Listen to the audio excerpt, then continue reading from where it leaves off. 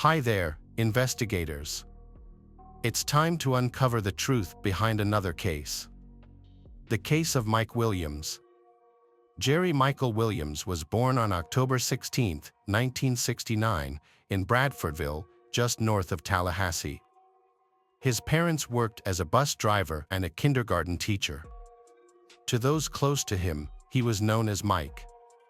Despite financial struggles, which led to Mike and his older brother being raised in a trailer, but their childhood was filled with happiness. Furthermore, Mike's parents prioritized their son's education, setting aside money for their future instead of building a new home. Both boys attended North Florida Christian High School, where Mike excelled academically and socially. He served as student council president, played soccer, and actively participated in the Key Club. At 15, Mike developed a passion for duck hunting and met Denise Merrill, a cheerleader and council secretary. They began dating and formed a close bond. Their friends viewed Mike and Denise as a well-suited couple. During high school, Denise introduced Mike to Brian Winchester, and they became inseparable friends. Brian later befriended Kathy Thomas, and the two couples remained lifelong friends. After graduating from high school, Mike attended Florida State University, where he studied political science and urban planning. Denise and Mike graduated together, with Denise becoming a public accountant and Mike pursuing a career as a real estate appraiser. Mike was a hardworking individual who consistently put in 15-hour days, which ultimately led to his rapid career advancement. His personal life also flourished, as he married Denise in 1994. Around the same time, his friend Brian married Kathy. The two couples remained close friends. Mike was deeply devoted to his wife and worked tirelessly to provide for their family, exhibiting remarkable enthusiasm and dedication. At 31, Mike Williams was thriving as a real estate appraiser, earning nearly $200,000 annually. He and his wife lived in a small upscale neighborhood on the east side of town, and welcomed a daughter, Anslee, in 1999. Despite engaging in risky activities, but he was always cautious and wanted to ensure that his family would be well provided for in the event of an emergency. He turned to his best friend, Brian, an insurance agent, to purchase two insurance policies, one for $250,000 and another for $500,000. After his father's sudden death in 2000, Mike felt a strong need to secure his family's financial future, so he turned to a friend for help again. Brian assisted him in obtaining a life insurance policy with a value of $1 million. 6 months before Mike disappeared, he bought life insurance worth nearly $2 million. On December 16, 2000, Mike woke up early to go duck hunting on Lake Seminole, a large reservoir connected to the Apalachicola River. It was Mike's 6th wedding anniversary, and he planned to celebrate with his wife Denise that night. However, when Denise and their daughter waited for Mike to return home at noon, he failed to show up. Denise became concerned and called her father. Her father then contacted Mike's best friend, Brian Winchester. Brian and his father went to Lake Seminole, where they found Mike's Ford Bronco parked near the boat dock, but there was no sign of Mike. They searched the areas where Mike liked to hunt but couldn't find him or his boat. They decided to contact the police. Investigators from the Florida Fish and Wildlife Conservation Agency were called in, and a search for Mike began. Later, a helicopter pilot spotted the boat drifting 225 feet from the boat ramp. When the boat was searched, Mike's shotgun was found, still in its case, shows that he has not used it. The search operation shifted from rescue to recovery. Locals believe the area was once an orchard before the three rivers were dammed to create the lake. The lake was nicknamed Stump Field due to the numerous remaining tree stumps above and below the waterline, which posed a hazard to motorized boats. Searchers hypothesized that Mike's boat struck a stump, causing him to fall into the water. His boots, filled with water, may have weighed him down, leading to his possible drowning. Additional agencies, including a dive team from Montgomery, Alabama, and the Jackson County Sheriff's Office, joined the search. Despite a thorough search, but no signs of Mike were found. As the days passed, the operation transitioned from rescue to a body recovery mission. Search teams used probe poles to scour the lake's bottom, and service dogs were brought in to assist. 10 days after, a hunting hat with a camouflage pattern was found, but there was no evidence connecting it to Mike. Officials from the Florida Fish and Wildlife Conservation Agency speculated that Mike might have been consumed by alligators, which were abundant in the lake. The Florida Department of Law Enforcement found no evidence of foul play, reinforcing the theory that the incident was accidental. After a 5-week search, the effort to find Mike was halted. The following day, Denise organized a memorial service for her husband. Although Denise seemed to have accepted Mike's departure, his mother still found it difficult to accept. 6 months later, in June 2001, a fisherman discovered a pair of boots floating in the lake. A dive team searched the area and found a hunting jacket and a working flashlight on the lake floor. Inside the jacket pocket was Mike's hunting license, complete with his name and signature. The discovery raised several questions. Notably, neither the jacket nor the boots showed signs of an alligator attack, such as teeth marks. Additionally, none of the items appeared to have been in the water for 6 months, as the boots were not slimy. A week after the discovery, Denise's lawyer petitioned the court to declare Mike dead, citing the found items as evidence. The lawyer suggested that aquatic life, including alligators, might have consumed Mike's body entirely. The court approved this, and a death certificate was issued, stating that Mike died on December 16, 2000, due to accidental drowning while duck hunting on Lake Seminole. Mike's body was never recovered. Mike's mother, Cheryl Williams, continues to search for her son, although this causes tension in her relationship with Denise. Denise demanded Cheryl stop searching and accept reality, threatening that if she continued, she would never see her granddaughter again. Cheryl refused to give up. She was determined to find Mike. Her perseverance ultimately led to the reopening of the investigation into Mike's disappearance. It took Cheryl 3 years of tireless efforts, including making phone calls, putting up signs, writing to the governor of Florida, compiling evidence, and contacting reporters, to convince law enforcement officials to open an investigation into Mike's disappearance. Cheryl later revealed that her contacted Matthew Oresco, an expert on alligators. Oresco explained that alligators do not eat during the cold winter months due to low water temperatures, and their main priority is maintaining body heat. Temperatures as low as 14 degrees make alligators uninterested in food. Additionally, according to Oresco, alligator attacks always leave behind forensic evidence. 3 years later, Cheryl convinced law enforcement to dismiss the alligator theory and start a formal investigation into her son's disappearance. New discoveries regarding the behavior of alligators prompted a re-examination of the case. Evidence from interviews and data suggested that Mike's death was not an accident. Former investigator Ronnie Austin stated, "My instinct tells me Mike did not die in Lake Seminole, and that's what most law enforcement agencies working on this case agree on." Austin worked on Mike's case at the 2nd District State's Attorney's Office. The Florida Fish and Wildlife Conservation Agency initially handled the case as a missing hunter incident. They dedicated 735 hours to searching a 10-acre area of the lake for Mike's body, but surprisingly they did not find any signs of crime. Years later, those involved in the search, including police officer David Arnett, who was present at the scene, expressed that several things seemed unusual from the start. Firstly, it was unusual for Mike to hunt alone. Additionally, his truck was found in an undeveloped area, which would have required him to drag the boat through mud, rather than using the nearby concrete boat launch that he typically used. The severe storm that night should have pushed the boat towards the east shore, but it was instead found on the west shore. Additionally, the boat's motor was not running, yet it was still full of gasoline. If Mike had been operating the boat and fallen out, the boat would have continued to float in circles until it ran out of fuel. Law enforcement initially believed Mike's death was a simple drowning, but they later began to suspect foul play.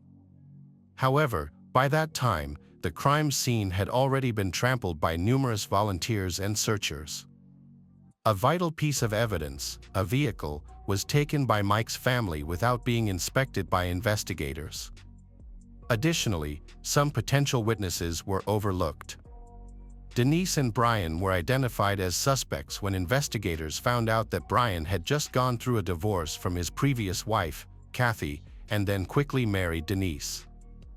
Furthermore, Denise had received nearly $2 million from Mike's life insurance policy. Detectives also found it suspicious that Brian had sold Mike the policy. The investigation raised more red flags when Denise, Mike's wife, showed no interest in helping with the investigation and tried to prevent Mrs. Sherrill from participating in the search. Denise even prohibited Sherrill from speaking with her granddaughter. When questioned, Brian provided an alibi, claiming he was at home, 60 miles from the lake, on the morning of Mike's disappearance. His ex-wife, Kathy, corroborated his story. Brian also mentioned that he had planned to go hunting with his father-in-law that morning but overslept. Denise's interrogation did not reveal any new information. In 2008, the Florida Department of Law Enforcement concluded that Mike's disappearance was not an accident, which is a criminal offense. However, due to insufficient evidence, they were unable to prosecute. Despite this, Mike's mother, Cheryl Williams, continued to seek answers. The case was featured on the Discovery Cable channel in 2011, but Cheryl became increasingly frustrated with the Florida Department of Law Enforcement, feeling that they were either incompetent or uninterested in solving the case. In 2012, she began writing daily letters to Governor Rick Scott, requesting that he either reassign the investigation to another agency or appoint a special prosecutor. Over the course of 9 years, Cheryl sent 2,600 letters to the governor. Meanwhile, Denise and Brian's marriage was deteriorating. In 2012, Denise discovered Brian's infidelity, leading to their breakup. Denise filed for divorce the following year. During the lengthy divorce proceedings, an appraisal of their former home was scheduled in an effort to resolve their property disputes. This brought progress in Mike's case, as tensions between Denise and Brian reached a boiling point. Brian wanted to continue the marriage, but Denise wanted a divorce, because they were constantly arguing, and things were further complicated by the stress of Mike's investigation. Brian started calling Denise repeatedly, but she stopped answering his calls. He became overwhelmed by the stress in their relationship. On August 5, 2016, Denise was set to have her home appraised as part of a court order. That morning, she left her home to drive to work at Florida State University. While speaking with her sister on the phone, she noticed someone climbing over the back seat of her car. It was Brian. Brian pressed a loaded gun against Denise's and instructed her to drive straight ahead. Brian said he did this extreme thing because she had quit answering his phone calls. Denise attempted to calm Brian down by agreeing with him and promising to give their marriage another chance. Brian seemed to believe her. Denise assured him that she wouldn't report the incident to the police, and Brian exited the vehicle. As he left, he took several items with him, including a brown sheet, plastic sheeting, a bleach sprayer, and tools. It became clear that Denise had narrowly escaped a potentially fatal situation. She immediately called emergency services, and Brian was quickly arrested. He was charged with kidnapping, a first-degree felony in Florida that carries a maximum life sentence. He also faced charges of domestic violence and burglary. The court ordered Brian to be held without bail. Cheryl Williams expressed hope that Brian's arrest might lead to a breakthrough in her son's case. Cheryl shared with the New York Daily News, Brian did not want Denise to keep all that money for herself. Cheryl hoped Brian will reveal what really happened. And ultimately, Brian did share what had transpired. Brian managed to negotiate a very favorable deal with the prosecutor, avoiding a life sentence, and then began telling his story. He explained that it all started when he discovered a note in Kathy's purse, revealing that she was cheating on him. This sparked a desire for revenge in Brian. Around that time, Brian and his friends, including Denise and her husband Mike, would often go to bars and concerts together. Brian had known Denise since high school, but he had never been attracted to her until Kathy's infidelity. His perspective on Denise changed after being cheated on. In October 1997, Brian and Denise started an affair. Initially, it was just a casual encounter at a rock concert, but it quickly developed into regular and secret dates. They would meet at hotels during the workday whenever they had the chance. Brian made it clear that he did not want to divorce Kathy, and Denise was adamant that she would never leave her husband Mike, as she cared deeply about public opinion and did not want to risk losing custody of her daughter. As their relationship progresses, it deepens and they begin to consider themselves a couple, often exchanging gifts and writing romantic letters to each other. They realized they couldn't continue living like this, as they couldn't bear to be apart. However, Denise did not think about getting a divorce because she wanted people to think she was a good and moral person. Around this time, Mike had a near-death experience in a hunting accident, and Brian saved his life. This gave Denise a ray of hope that they could get out of their current situation. After negotiating the deal with the prosecutor, Brian revealed that in the year 2000, he and Denise started discussing the possibility of Mike and Kathy dying. Denise wanted to make it look like an accident rather than a murder. After considering various options, Brian and Denise planned to fake a boating accident. This would allow them to collect the maximum amount from Mike's life insurance policy before it expired at the end of December 2000. They devised a plan, and Brian invited Mike on a hunting trip to a spot on Lake Seminole's shores, telling him to bring his wading boots. The boots were crucial, as it was believed that wearing them would lead to rapid drowning if Mike fell overboard. However, when Brian pushed Mike into the water, the plan didn't unfold as expected. Instead of sinking, Mike grabbed onto nearby stumps and began wading towards the shore.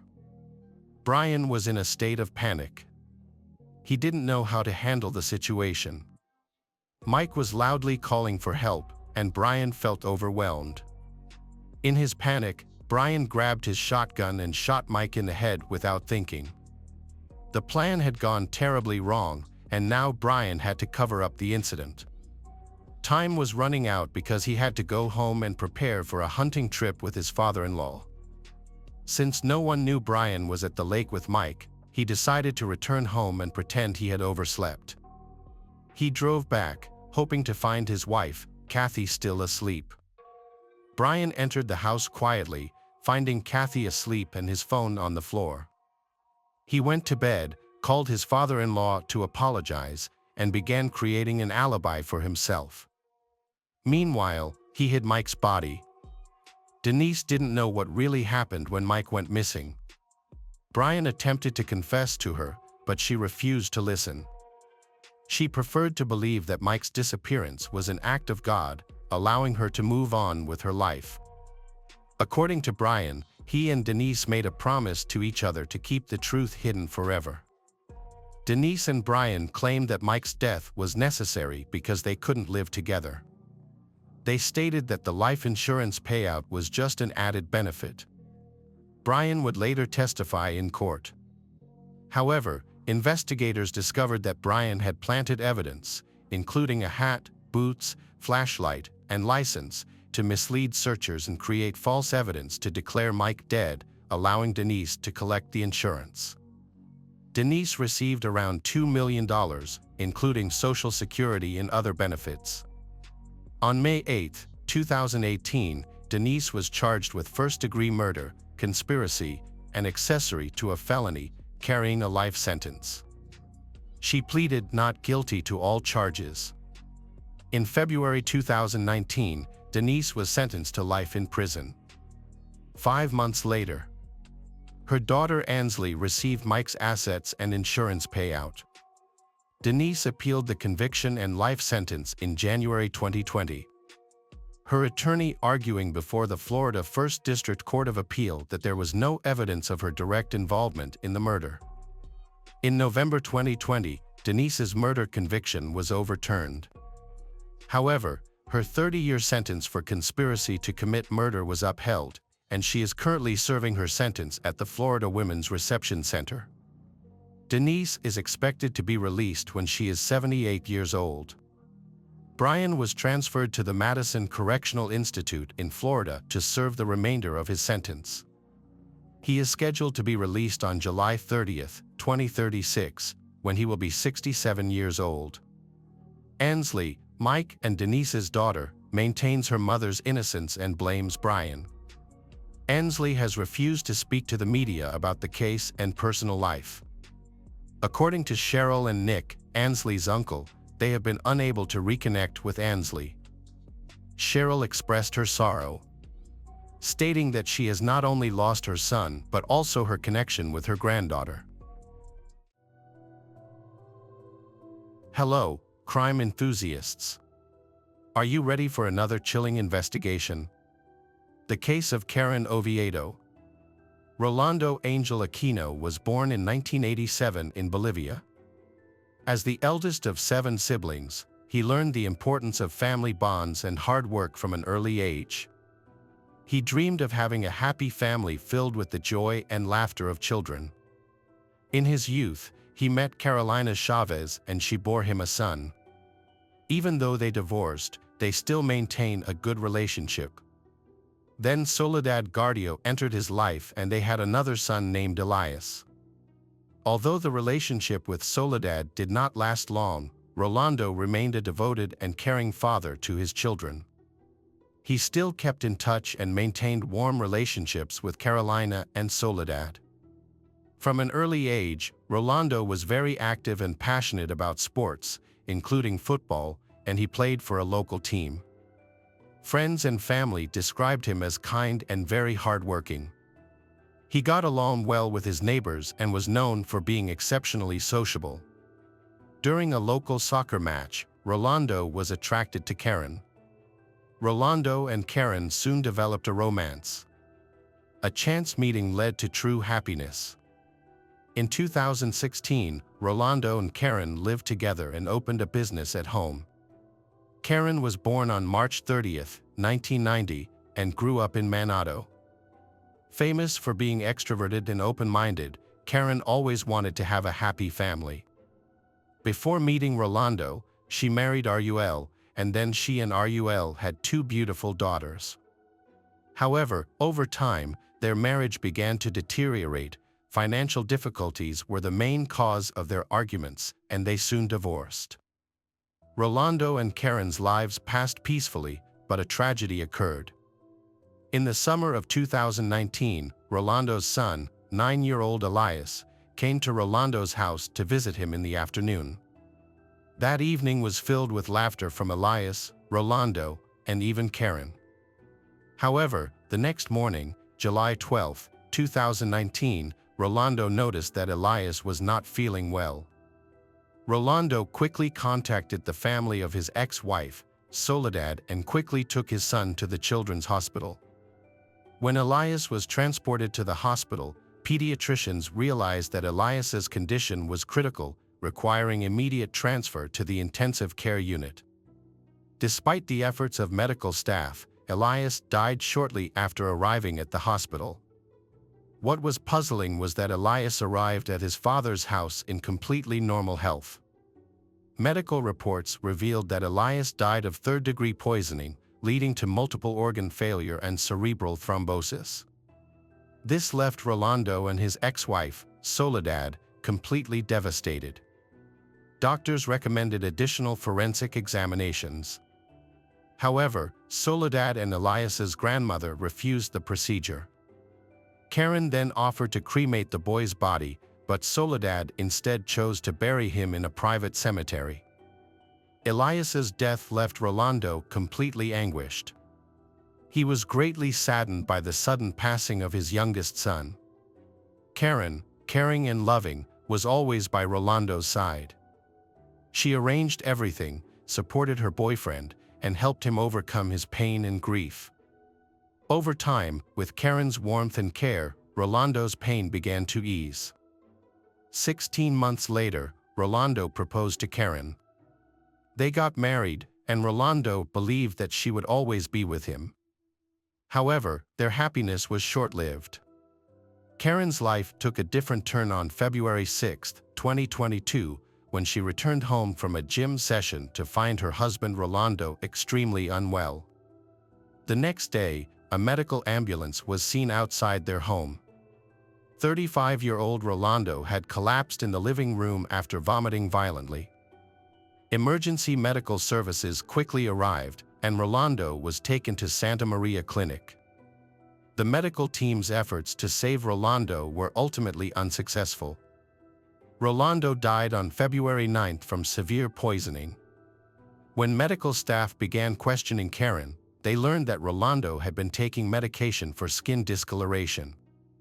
However, this information only increased their suspicions.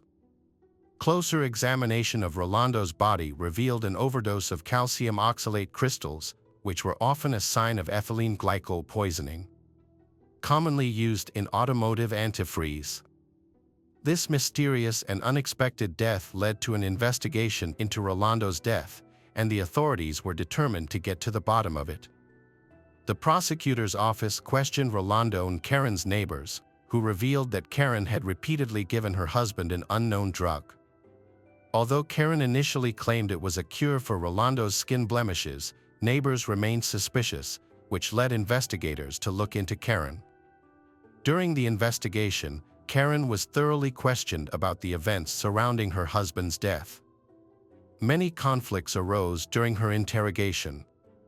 When asked about the substance she gave her husband before he died, Karen confirmed that it was a medicine to treat dark spots on her skin that she used through an intravenous infusion. However, she could not provide the potion because the housekeeper had thrown it away. Further investigation led to an interview with the housekeeper, Claudia Cortez, who contradicted Karen's statement about the disposal of the jar.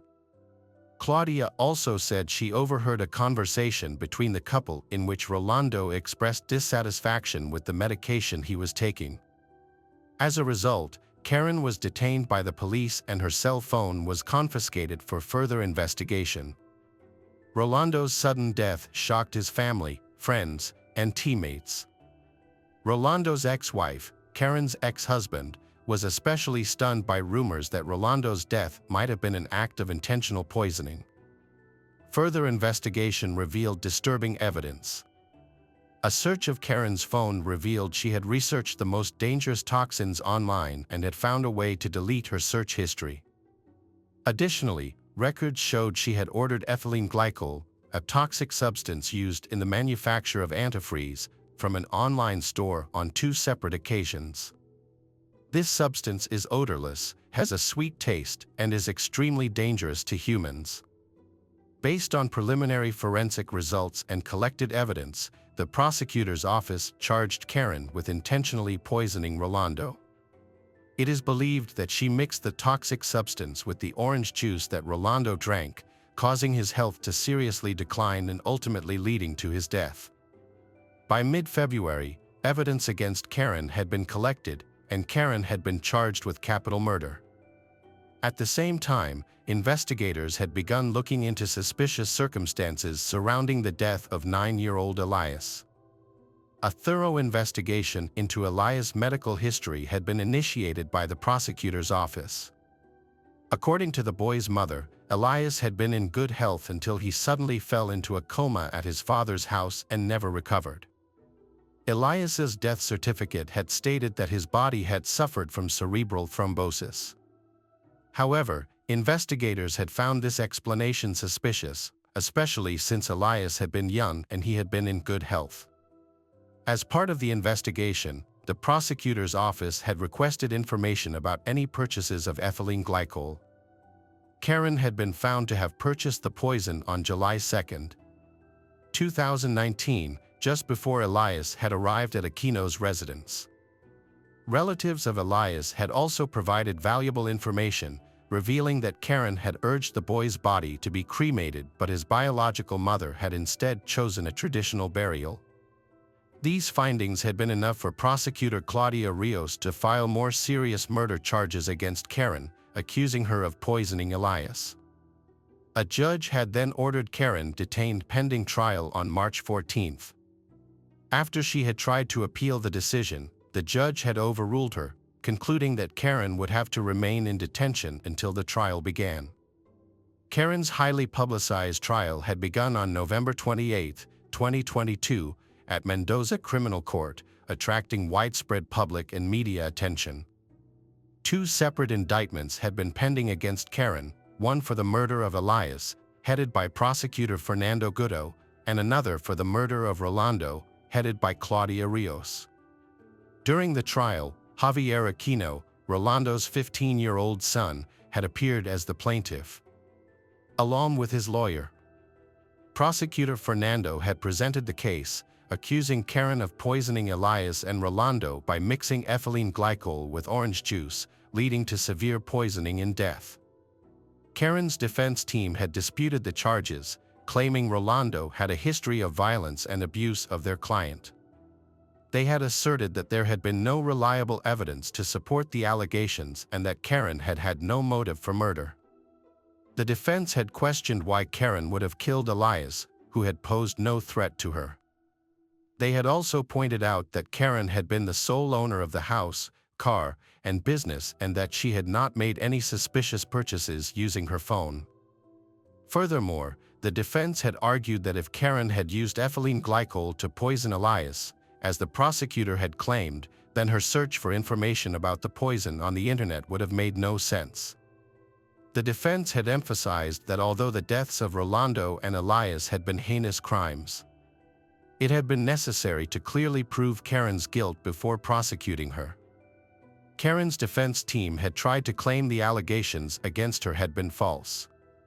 Karen had said that Rolando had bought the antifreeze by hacking into her account, instead of buying it herself. Additionally, Karen had claimed to have had an alibi for the day her husband had been poisoned on February 6, saying she had not been home when he had first shown symptoms. As the trial had continued, the prosecution had asked Karen a number of questions. An important point addressed by prosecutor Fernando had been whether Karen had offered to cremate her deceased son, Rolando.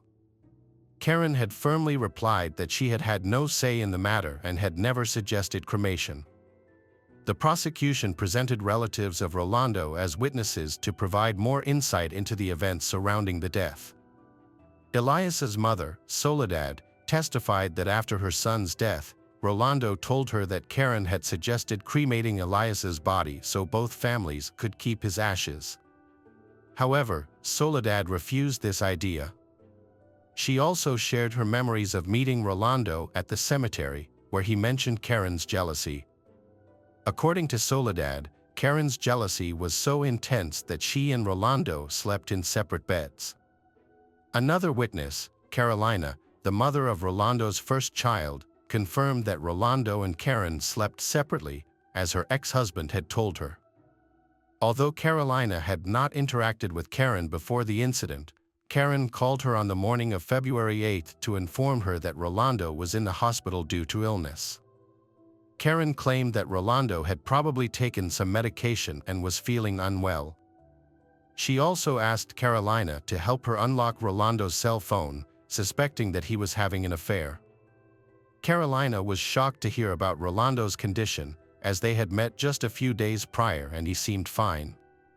After speaking with Karen, Carolina learned that Rolando had taken medication for skin blemishes, which caused an allergic reaction.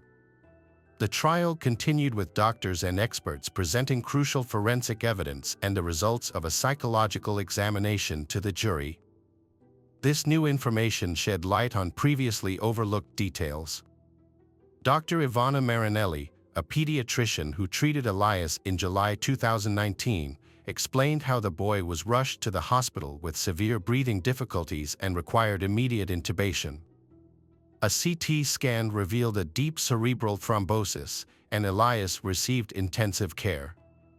Dr. Ivana confirmed that Elias's symptoms were consistent with ethylene glycol poisoning, including impaired consciousness, restlessness, and a coma accompanied by a blood clotting disorder.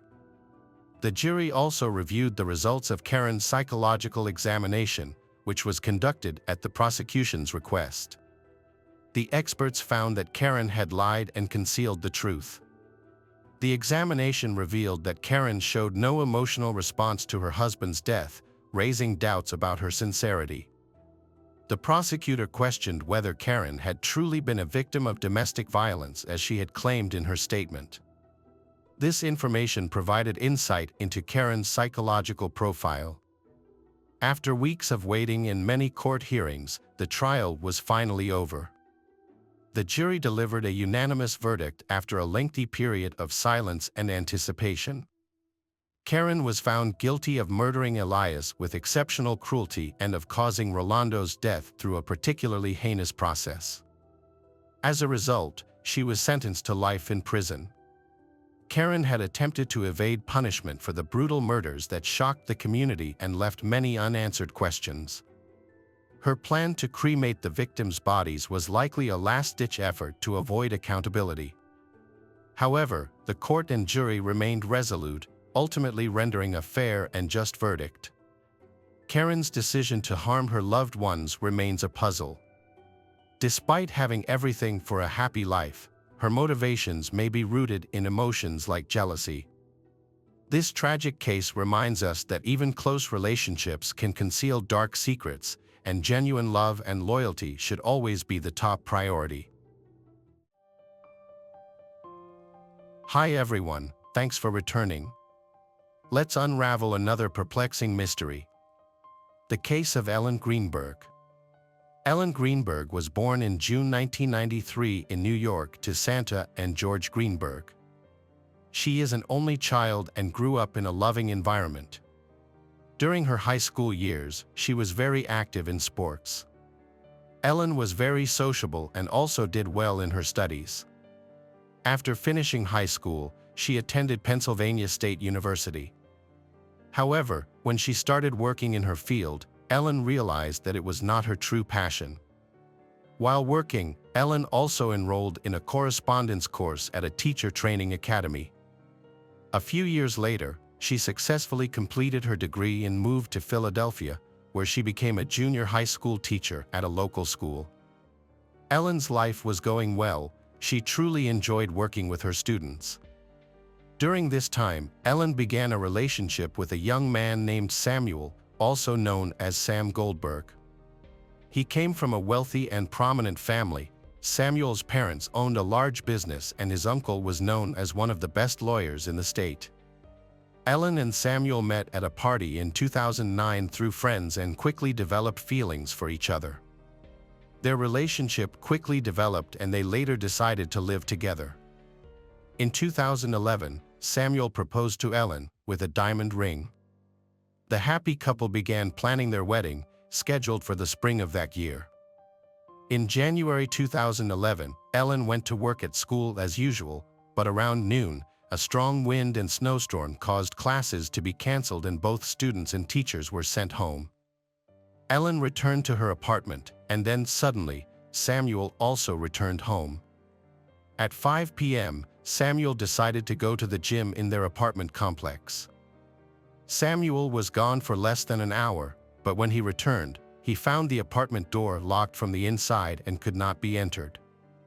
Samuel knocked loudly on the door and called Ellen's name. He then tried calling and texting Ellen, but there was no response. Samuel went down to the first floor to ask the security guard for help.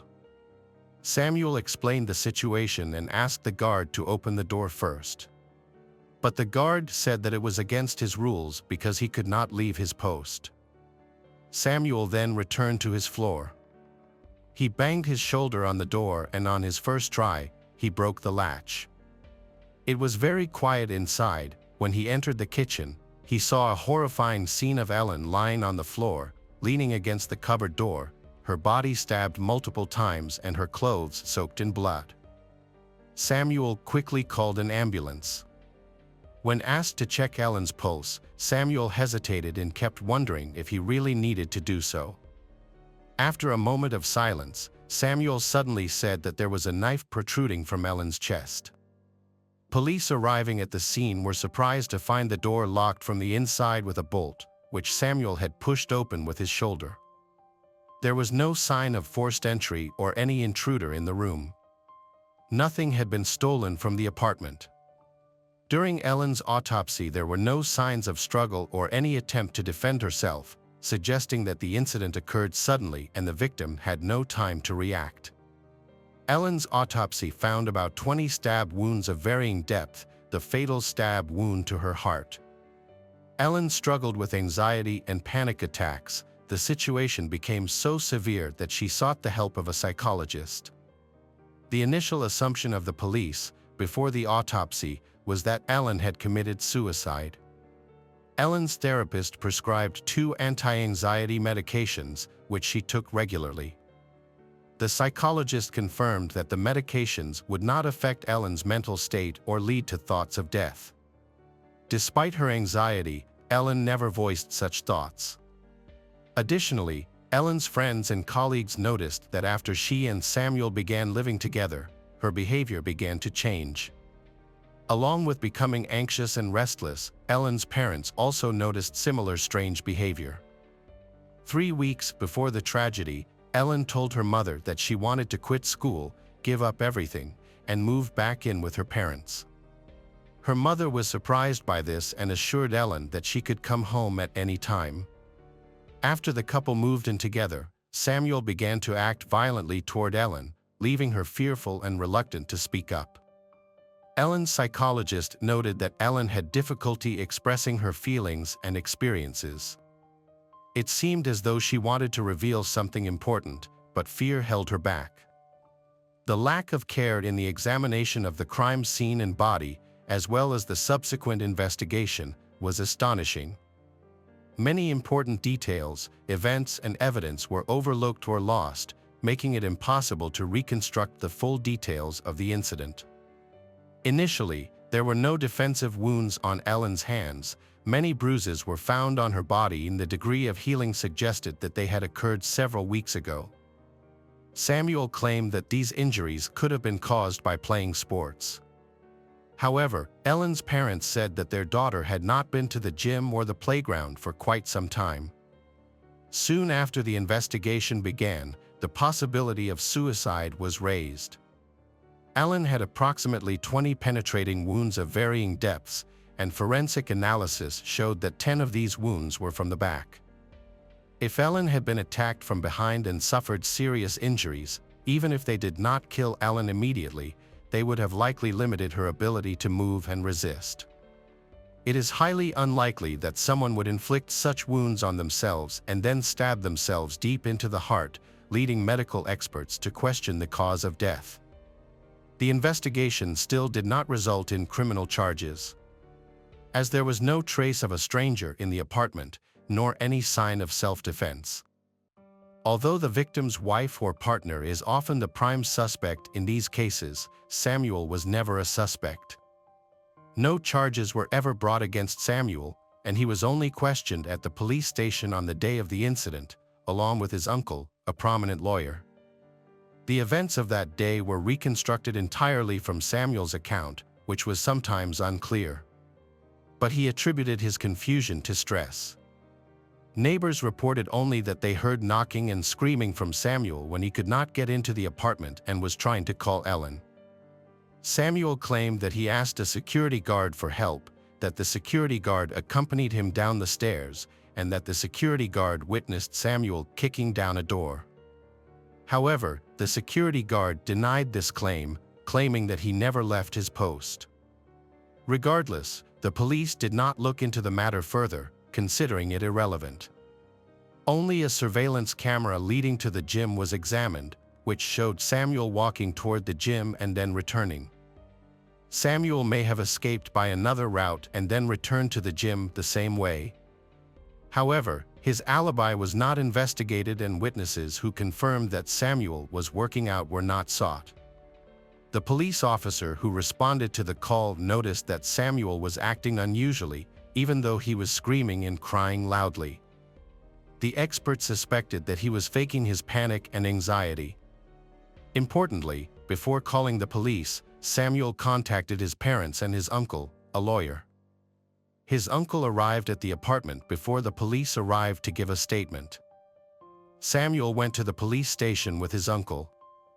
Furthermore, the next day, Samuel returned to the sealed apartment with his uncle to retrieve some personal belongings. Samuel took 2 laptops, a phone, and a tablet from Ellen. A few days later, the police decided to examine the devices and discovered that their search history included topics related to suicide.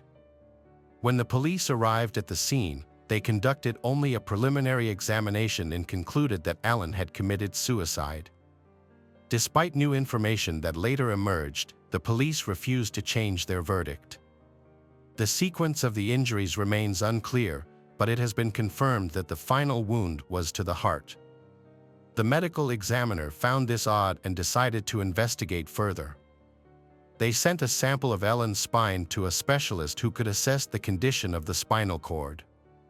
If the spinal cord was damaged, it would indicate that Ellen was paralyzed and could not have stabbed herself in the heart. Soon after, the police suddenly changed their minds and stopped the investigation, stating that, according to the report, there was no spinal cord injury. However, this conclusion was not added to the case file. It was also not noted that although there were many serious injuries on Ellen's body, there was very little blood, suggesting that someone might have wiped it away. No one actively looked for any signs of blood that had been wiped away. Additionally, the apartment's trash bins had not been checked, meaning any potential evidence inside was lost forever. Samuel's family, who were the first to arrive on the scene, notified Ellen's parents of their daughter's death. Ellen's family, who lived several hundred miles away, quickly arrived on the scene. Ellen's parents received no clear explanation of what happened that night involving Ellen. They were given only vague conclusions and were told that no criminal investigation would be initiated. Ellen's parents then chose to conduct an investigation, bringing in independent experts. Shortly thereafter, a private investigator contacted them and offered to assist them for free, as he wanted to shed light on this puzzling case. The detective examined the evidence and concluded that Ellen's body had been moved after her death. He also discovered smears on the floor that looked like drag marks.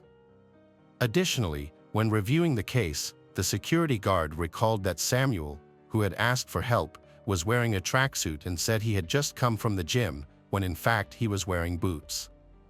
Despite this new evidence and witness testimony, Ellen's parents were once again denied a criminal case and no further investigation was conducted.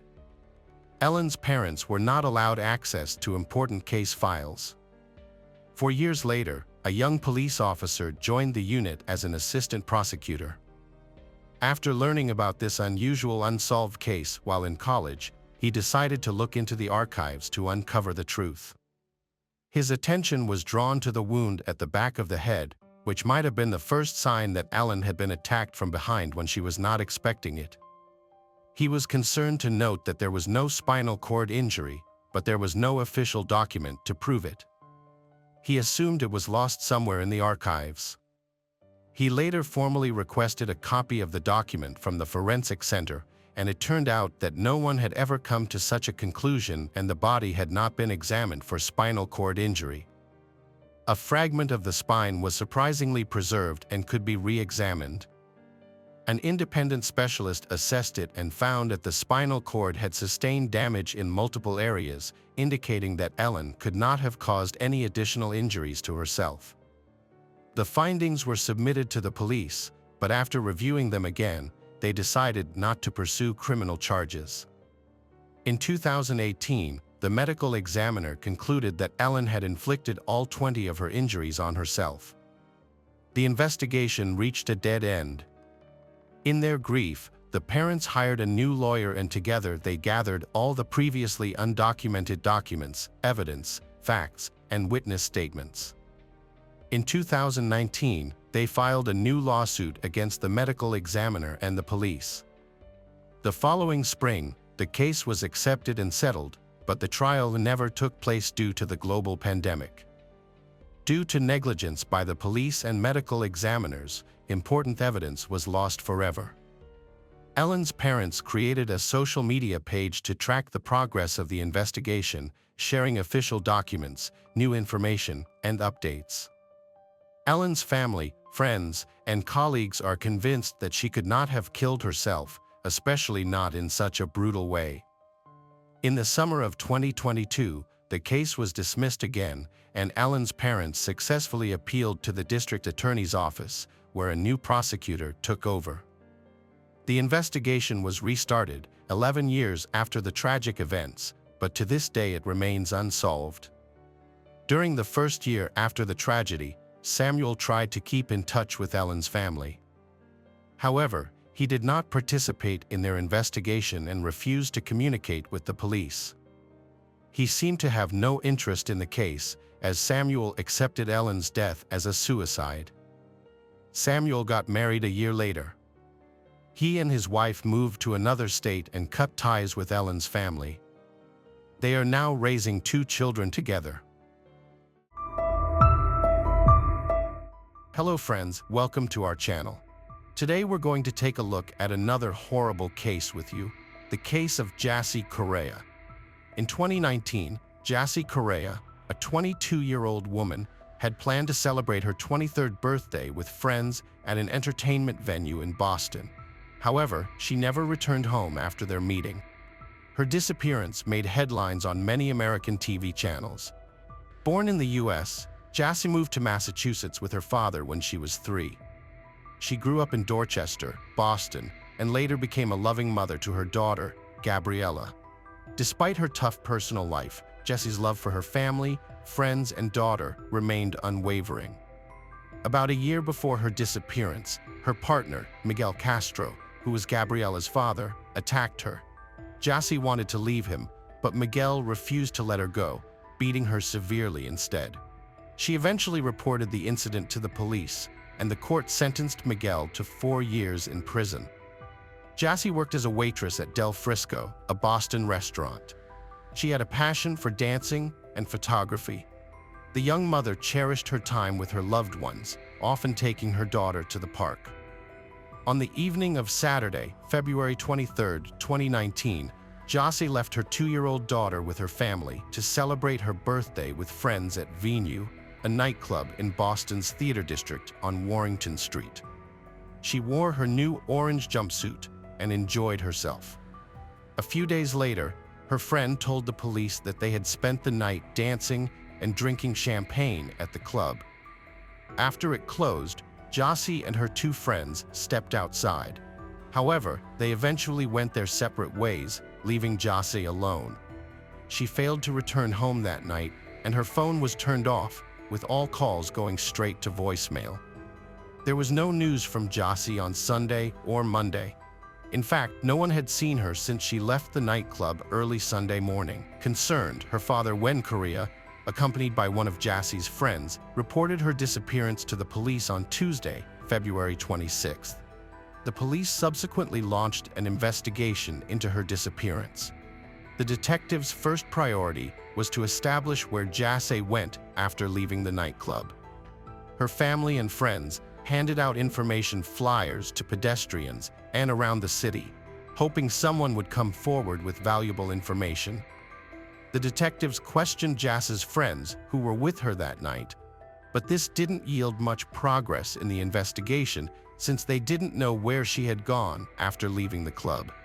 They bid each other farewell, and Jassy planned to head home.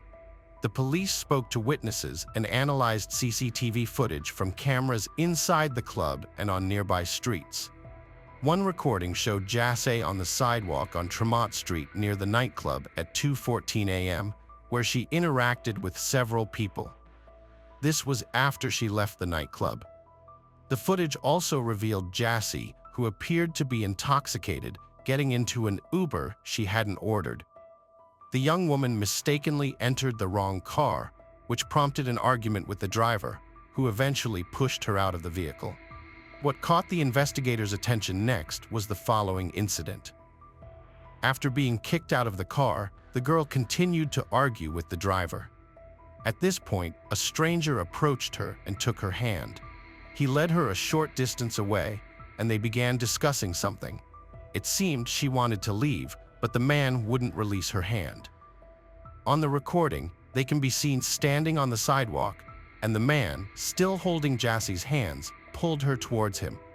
A closer look at the CCTV footage revealed that Jassie left the area with this man. Knowing how the story unfolded, it's clear she fell prey to an opportunist who took advantage of the situation. Further CCTV footage showed Jassie jumped onto the man's back, and he carried her to his car.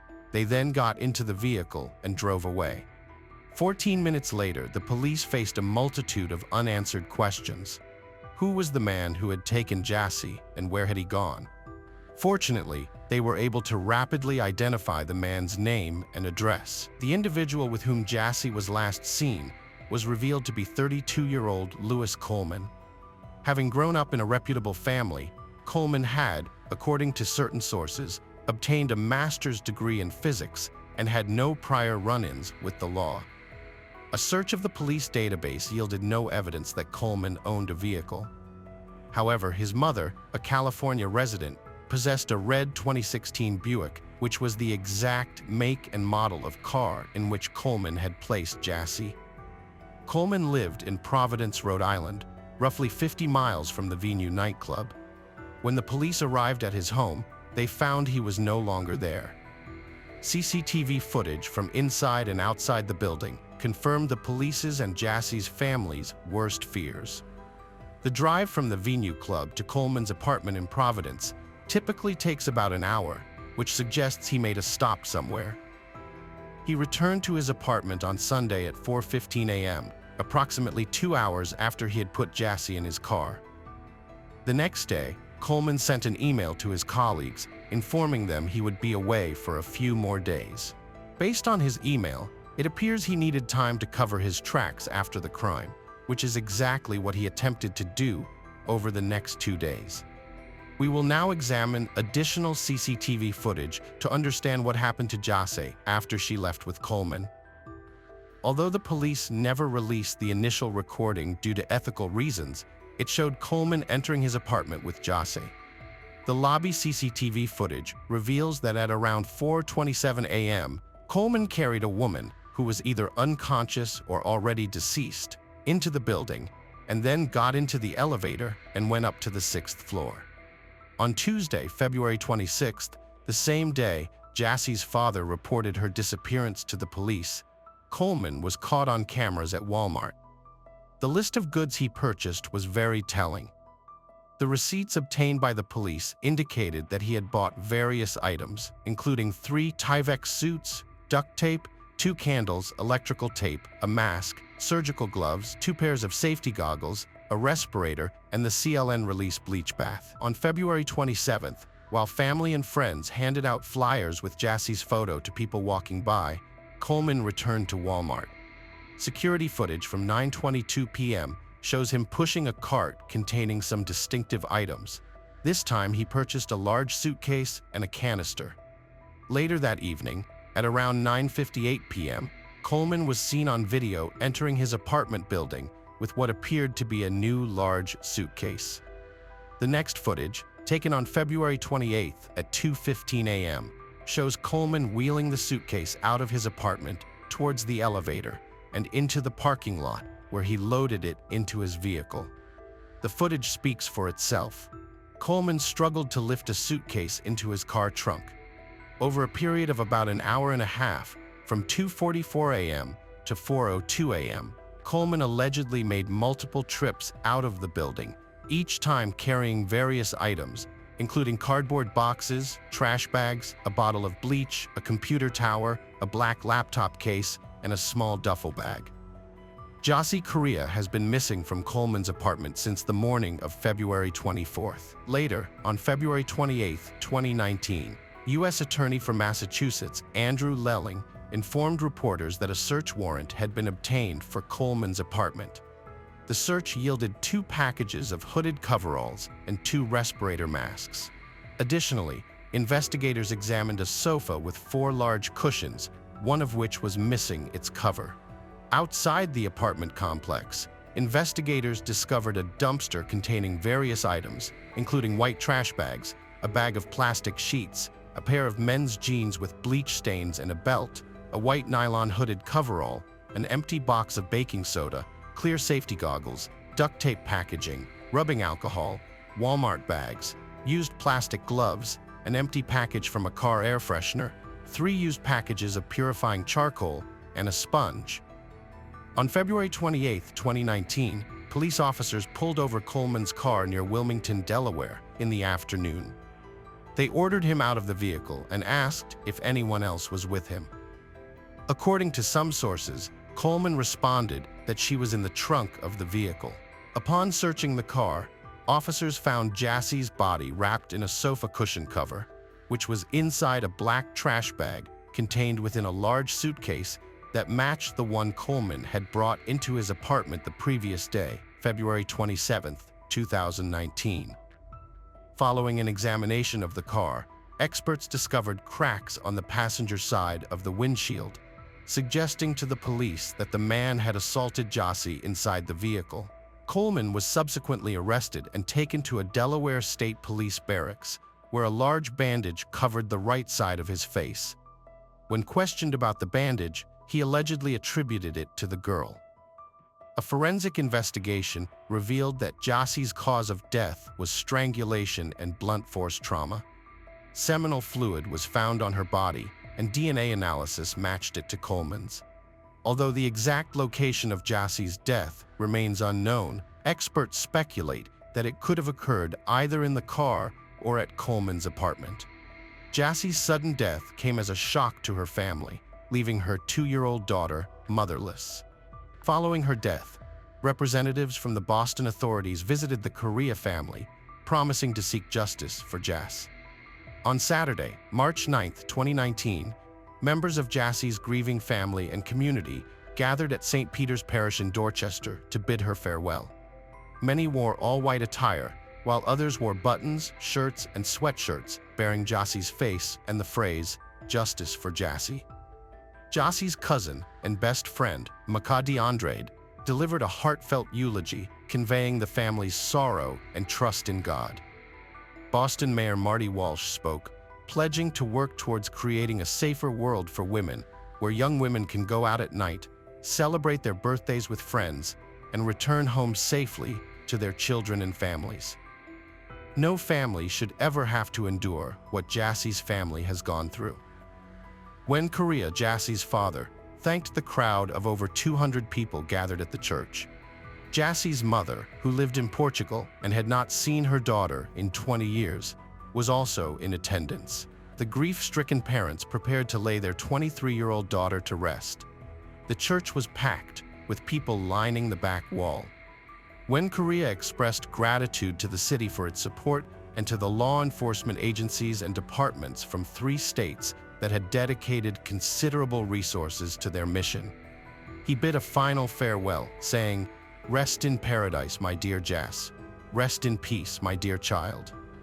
Lewis Coleman faced a charge of kidnapping, resulting in death, which could have led to the death penalty or a life sentence. However, in November 2019, prosecutors announced that they would not seek capital punishment.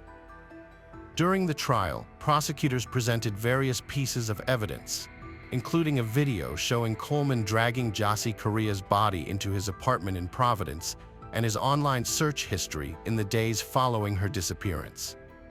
The FBI agents testified about Coleman's online searches, which included queries like, "Can a person fit in a suitcase?" and "How to pull a tooth out that is not loose." Coleman's legal team argued that the evidence presented by the prosecution had little to no relevance to the kidnapping charge against him.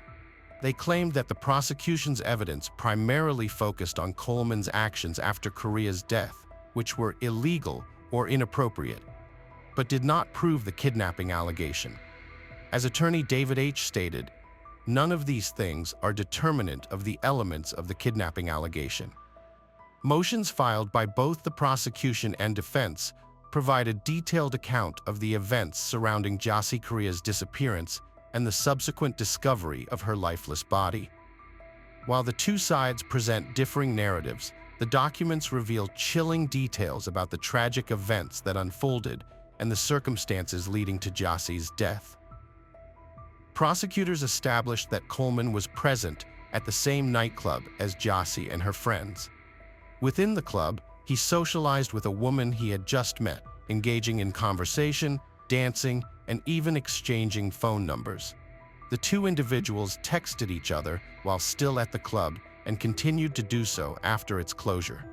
Prosecutors and the defense team presented two opposing viewpoints. According to prosecutors, Jassy was not the aggressor, and Coleman took her life after deceiving her into thinking he would drive her to her friend's apartment.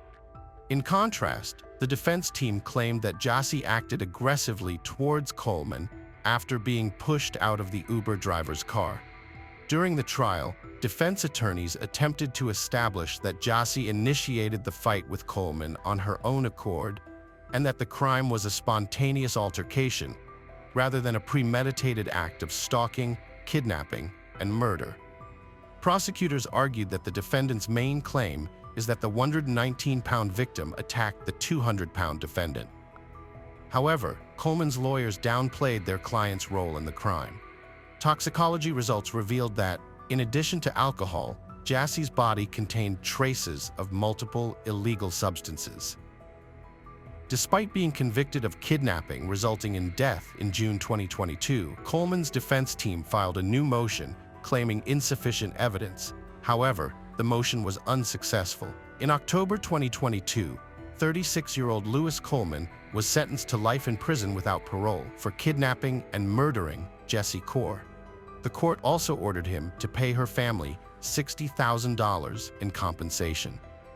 Lewis Coleman, a stranger to Jassy Correa, kidnapped, raped, and strangled her to death.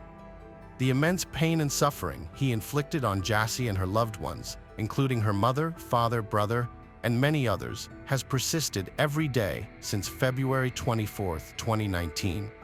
This sentence cannot alleviate their suffering.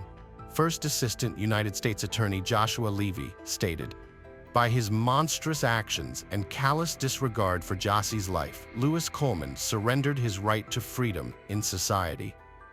To this day, Lewis Coleman has shown no remorse for luring the 22-year-old into his car, sexually assaulting her, and brutally killing her. Rather than turning himself in, he devised a gruesome plan to hide the assault and murder. Hello friends, welcome to our channel. Today we're going to take a look at another horrible case with you, the case of Rebecca Bleefnick. Becky and Tim first met while they were students at Quincy University. Becky was studying biology and was also a talented tennis player, whereas Tim made a name for himself as a standout football player, earning all-star status. People who knew Tim well would often describe him as a fun-loving and playful guy who always greeted others with a warm hug. His lively personality and infectious energy made him extremely popular among his peers. On the other hand, Becky's friends would often say that she was a happy and vibrant person who could light up a room just by being there. Her positive attitude and bright smile made her instantly likable and approachable. Given that Becky and Tim were both attractive individuals, they seemed to be a perfect match for each other. Their physical appearance and chemistry together made them appear like the ideal couple. 2 years after graduating from Quincy University, Becky and Tim decided to start a new chapter in their lives by getting married. As a practical couple, they prioritized saving money over unnecessary expenses. Instead of buying Becky an expensive engagement ring, Tim decided to put their savings towards a down payment on their first home. They also opted for a more low-key honeymoon, choosing to invest their money in their future together rather than splurging on lavish celebrations. Becky wanted to be a doctor, but opted out to focus on motherhood. She craved the joy and fulfillment that came with raising kids. Her dream came true with 3 sons, bringing her immense joy and treasured moments. As the boys grew older, Becky decided to pursue her own goals and aspirations. She went back to school to earn a nursing degree. Tim, who had a talent for entertaining, had performed in community theater in Quincy and created humorous videos on social media. In 2008, he tried out for American Gladiators, making it to the final round of auditions. In September 2019, he got another chance to showcase his talent when the producers of Family Feud invited him and his family to participate in the show. However, Becky was unable to join him due to her nursing school commitments. Tim then gathered his family, including his parents and brothers, to take advantage of the opportunity. Tim's family, the Biancs, appeared on Family Feud for 3 episodes and won a total of $20,000. They divided the money equally among themselves, but Tim did not share his winnings with his wife, Becky. Becky and Tim's marriage had been struggling for a while, particularly when Becky decided to become a nurse. Tim was against this career choice, claiming he was worried about the stress it would bring Becky. He said she already had trouble managing her patients and stress levels when dealing with their kids, and he wondered if she could handle the demands of the job. However, Becky's friends saw Tim's opposition differently. They thought he was uncomfortable with Becky being independent and doing things outside of his control. As time went on, Becky's friends noticed she was becoming increasingly unhappy in her marriage. While the first 5 years had been relatively positive, Tim's behavior had become more controlling and manipulative. Becky's friends observed that she was shouldering the bulk of the household responsibilities, in addition to her demanding nursing studies and job, while Tim did not pull his weight. He rarely lifted a finger to clean or care for their children, leaving Becky to handle everything on her own after her long nursing shifts. As Becky recognized the growing tensions in their marriage, she felt compelled to discuss the issue with Tim. She believed that attending marriage counseling could help them identify solutions and restore harmony to their relationship. However, Tim refused to consider counseling, which disappointed Becky. Despite Becky's efforts to address the problems in their marriage, Tim filed for divorce in January 2021 after 11 years of marriage. This caught Becky off guard, as she had demonstrated her commitment to saving their marriage. Tim claimed that the reason for his decision was a perceived change in Becky's personality after she became a nurse, which he believed had negatively impacted their marriage. Tim and Becky's divorce was extremely contentious. The couple found it difficult to agree on anything and stopped communicating effectively. They disagreed on several key issues, including who would get custody of the children, how to divide their property, and how much alimony would be paid. From Tim's perspective, the situation was already volatile. He even went so far as to request a restraining order against Becky, citing a specific incident where she became aggressive during a heated argument at a parent-teacher conference. However, Becky had a different viewpoint. She alleged that Tim was harassing her and confided in her friends through text messages. In these messages, she described several disturbing incidents, including Tim yelling at her, pushing her in front of their sons, and throwing objects across the room. Becky's anxiety was fueled by her fear that Tim might take drastic action to keep her away from their children. After a coworker was tragically murdered by her partner, Becky became increasingly concerned about her own safety, believing that Tim was capable of harming her in a similar way. Becky's sister was concerned about her sister's safety, so she encouraged Becky to seek help at a domestic violence resource center. After some time, Becky made the decision to file a restraining order against Tim, alleging that he had entered her home without her permission and had lied about their interactions. When a judge reviewed the competing orders of protection filed by Tim and Becky, he ruled against granting either of them. Instead, he ordered the two to maintain a safe distance from each other's homes, with the exception of when they exchanged custody of their children. However, in February 2023, Tim reached out to the Quincy Police Department, informing them that he refused to return a gun, citing his reluctance to hand it over to that crazy person, a clear reference to Becky. Becky and Tim were getting divorced, and it was going to be finalized in a week. At that time, their 3 sons, aged 12, 10, and 5, were staying at Tim's house, which was just a mile away from Becky's home. The next day, Tim contacted Becky's father, saying he couldn't reach Becky and that she had not picked the boys up from school as planned. Becky's father was worried because he knew how dedicated Becky was as a mother. He thought something must have happened to prevent her from taking care of her responsibilities. Concerned about Becky's well-being, her father drove to her house and went inside, calling out her name. But there was no response. He went upstairs to her bedroom and found a shocking and disturbing scene. Becky was lying on her back in a pool of blood with multiple gunshot wounds. Detectives and crime scene investigators promptly responded to Becky's house after her father's disturbing discovery of her lifeless body in the bathroom, lying face up and covered in blood. Their meticulous investigation began with a thorough examination of the exterior of Becky's home, which led to a comprehensive search to identify the point of entry.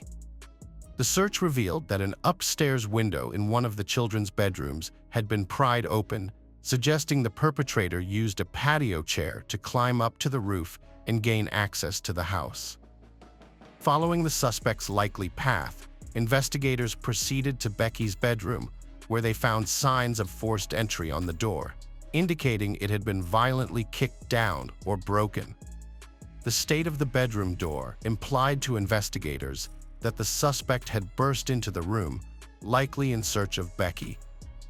Evidence suggested Becky tried to hide in the bathroom, but the suspect caught up and shot her. Investigators found her phone near her body and saw a 1:11 a.m. 911 call. They believe Becky tried to call for help while being chased, but dialed wrong and was knocked to the ground before she could try again. When officers canvassed Becky's neighborhood, no one recalled hearing anything suspicious. The lack of witnesses raised suspicions, given Becky's multiple gunshot wounds. A thorough search of her house ruled out a botched burglary, as nothing was missing. Investigators found a partial shoe print, 8 9mm shell casings, and shredded plastic near the body. Despite this evidence, they were unsure what to make of it, so they sent it to forensic labs for analysis. Detectives sought neighbors' security cameras.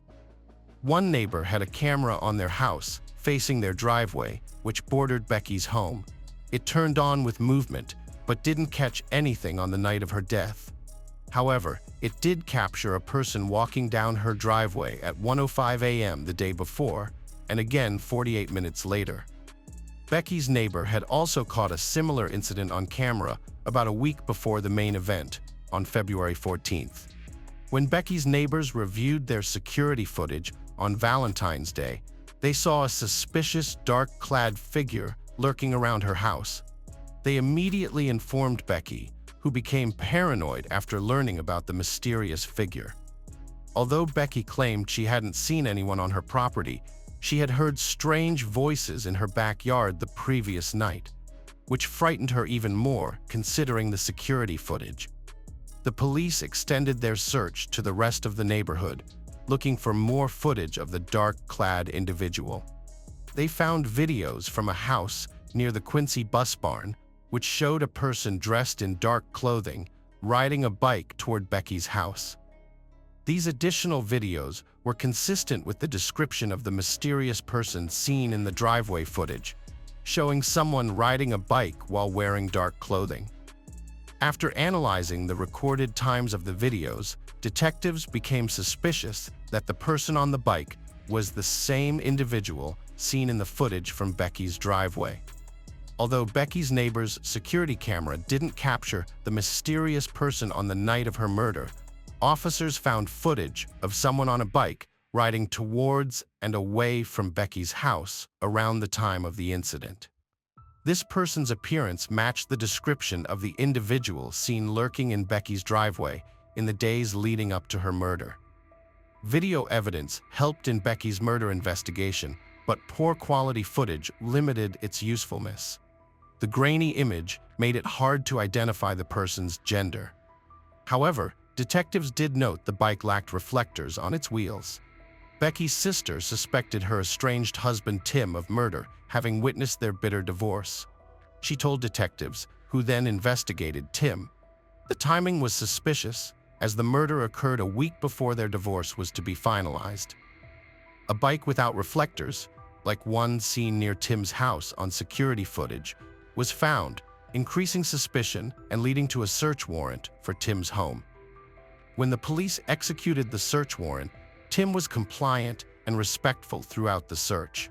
He willingly stood outside his home, accompanied by the officers, as investigators looked through his belongings. On March 13, 2023, 2 weeks after Becky was murdered, Tim was arrested and charged with her murder. Tim's mugshot shocked his friends and family, showing a disheveled, unkempt man. Many thought the divorce had taken a toll on his health, but Tim claimed he was growing his hair out for a cancer charity. After his bizarre response on Family Feud, saying he regretted marrying his wife and his subsequent arrest for her murder, many saw it as a warning sign of sinister intentions. The investigators thoroughly examined Tim's phone and discovered that he had created a Facebook account under the name John Smith. Through their investigation, the detectives learned that Tim was searching for a bicycle on Facebook and found a blue Schwinn without any reflectors on the wheels. This discovery was intriguing as it matched the description of a bike found abandoned 1 block away from Tim's residence. Detectives faced a challenge when Tim was arrested, held without bond, and demanded a speedy trial. With only 90 days to build a case, prosecutors struggled to convince a jury beyond a reasonable doubt without a confession or DNA evidence. 3 months after Becky's murder, Tim's trial began on May 23, 2023. The prosecution presented evidence, including shredded plastic pieces found near Becky's body, which they claimed were from an Aldi grocery bag. Similar bags were found at Tim's house. The prosecutor argued Tim used the bags as a silencer when shooting Becky and that he left DNA on them.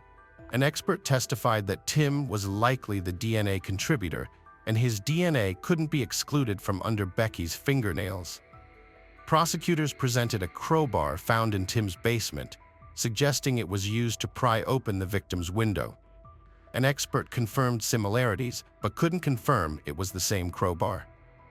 They also presented Tim's phone searches, including how to open a door with a crowbar and other incriminating queries. An expert testified that shell casings from the crime scene matched those found at Tim's house, suggesting the same 9mm gun was used. However, the gun, which Tim had refused to give back to Becky, was never found at his house. Jury delivers guilty verdict after 4-hour deliberation, sentencing Tim to life without parole. Becky's family feels justice is served, despite Tim's claims of innocence and plans to appeal. At sentencing, Becky's sister condemned Tim's actions, saying his choices hurt his sons, and vowed to keep Becky's memory alive for them. Hello friends, welcome to our channel. Today we're going to take a look at another horrible case with you, the case of Vicki Roberts. Vicki Roberts, born Victoria Smith, was born in September 1984 in Cheshire, England. She grew up in a conservative and religious family with an older sister. The sisters attended a Christian school where they developed their musical talents and sang in the choir. Vicki was known for being kind, friendly, and helpful, always willing to lend a hand.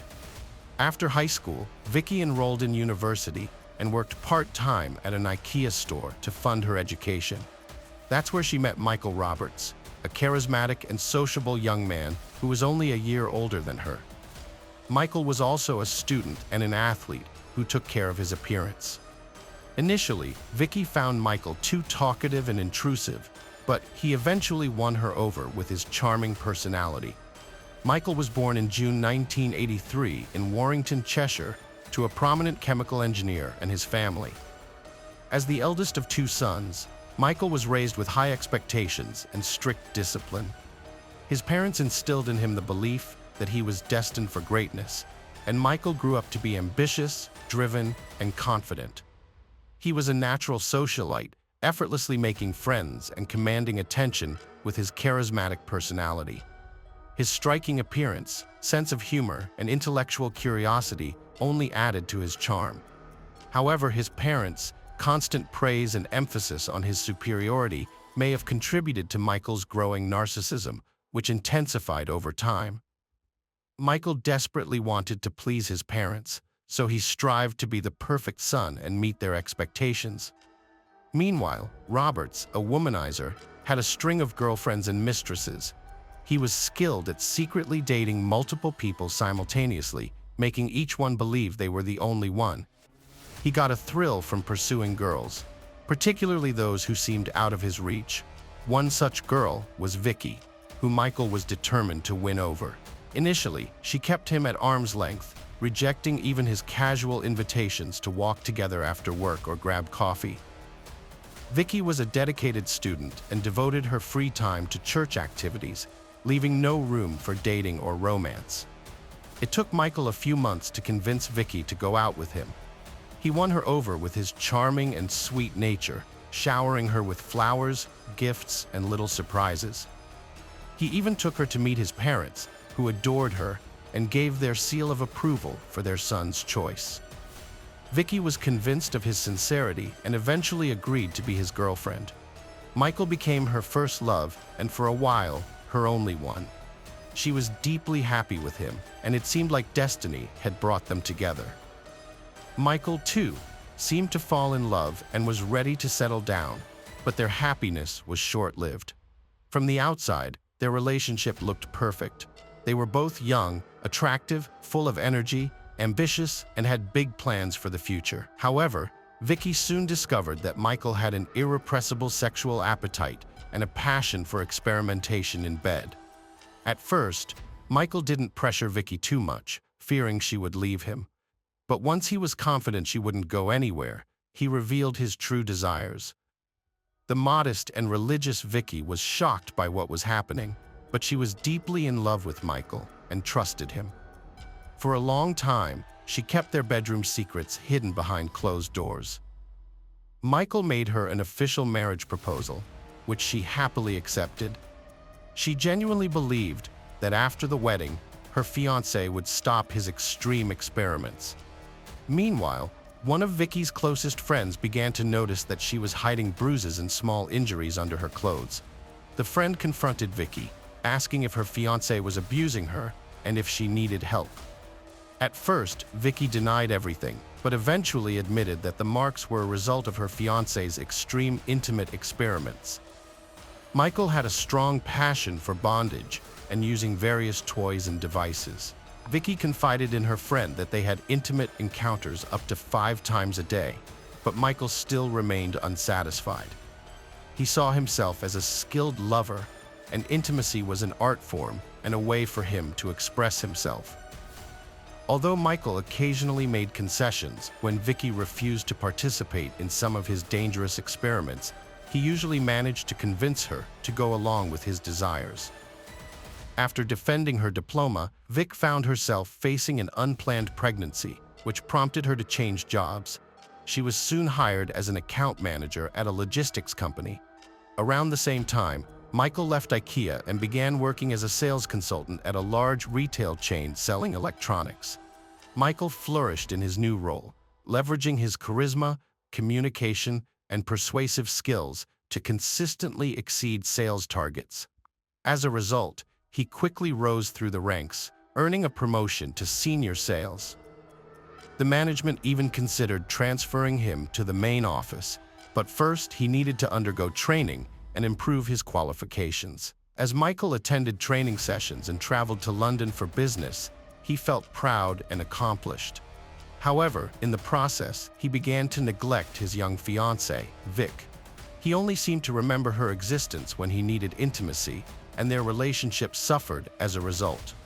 They stopped talking, hardly spent time together, and outside of the bedroom, Vic seemed to be invisible to him. Michael started having numerous affairs with co-workers, clients, and mere acquaintances while simultaneously planning his wedding to Vicky. He had an insatiable appetite for intimacy with various women, which boosted his self-esteem and gave him a sense of accomplishment. When Vicky discovered she was pregnant, she excitedly shared the news with Michael, expecting him to expedite their wedding plans. However, Michael's reaction was one of anger and frustration. He insisted that Vicky terminate the pregnancy, citing their young age and the idea that they had their whole lives ahead of them to have children. Vicky was shocked by his demand, but refused to consider abortion, prompting Michael to try to persuade her through other means. Michael convinced the bride, Vicky, that if her religious parents found out she was pregnant and living with him out of wedlock, they would be furious. He promised that they would keep the abortion a secret and have children after they got married.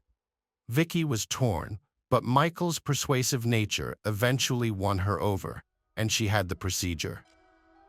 However, the abortion came with complications, and Vicky spent several days in the hospital, followed by 3 weeks of recovery. The doctor strictly forbade her from having sex during this time, which sent Michael into a rage. It dawned on Vicky that Michael had mental health issues and a sex addiction. Without intimacy, he became unhinged, often leaving the house, claiming he had urgent work matters to attend to. Vicky suspected that Michael was seeking intimacy outside their relationship, but she genuinely believed that everything would change after they got married, and she could help him overcome his infidelity.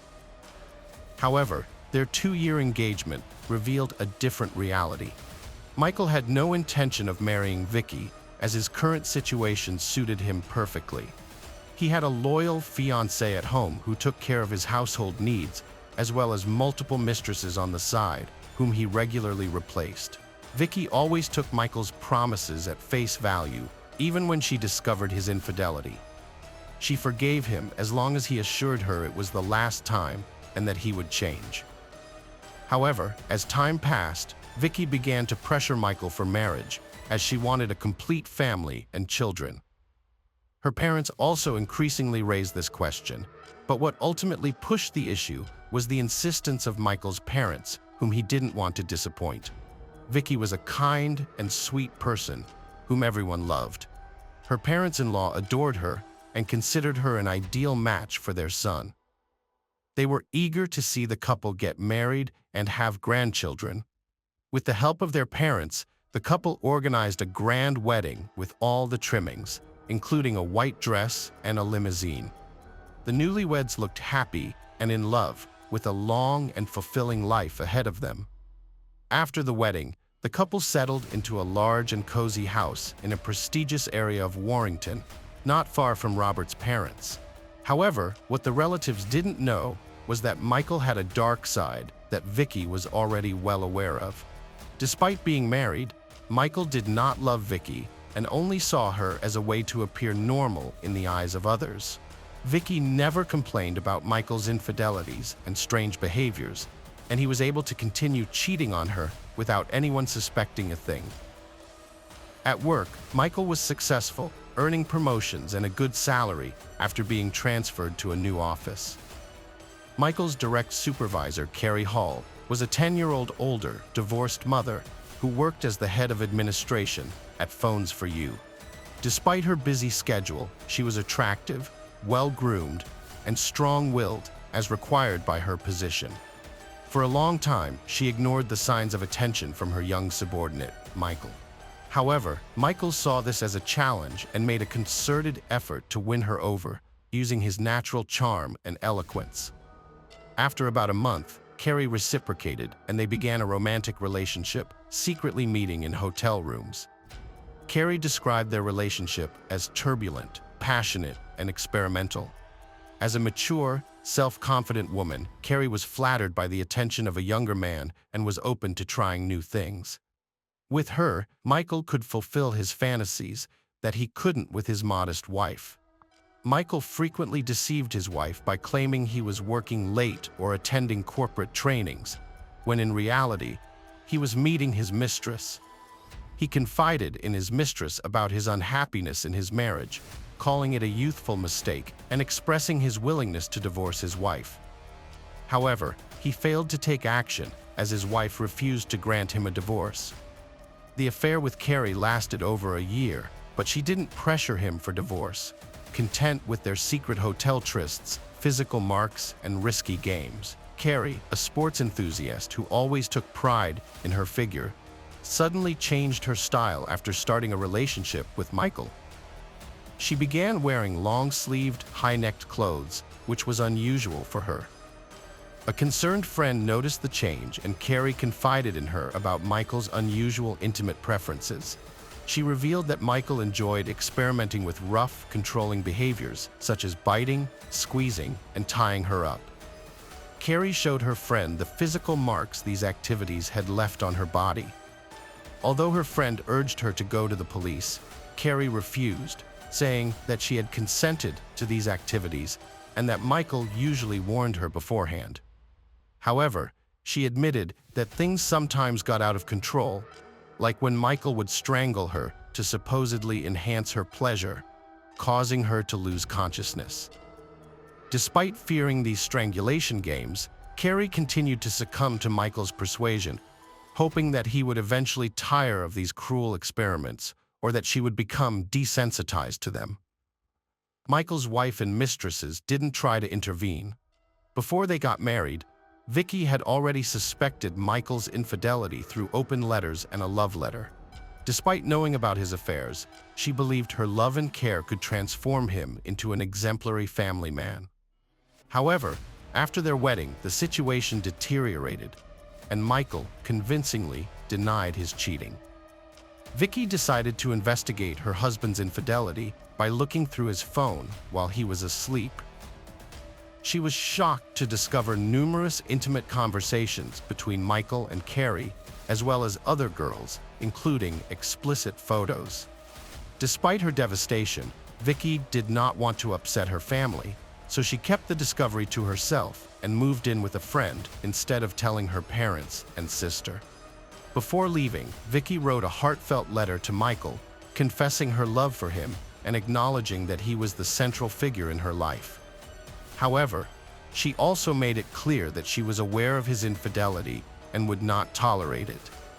Vicky informed Michael that she was giving him time to reflect on their relationship, but she would not stay in the marriage if his behavior continued. She wrote the letter by hand and left it on the refrigerator for him to find. Michael didn't feel emotional about the message, nor was he upset by his wife's departure.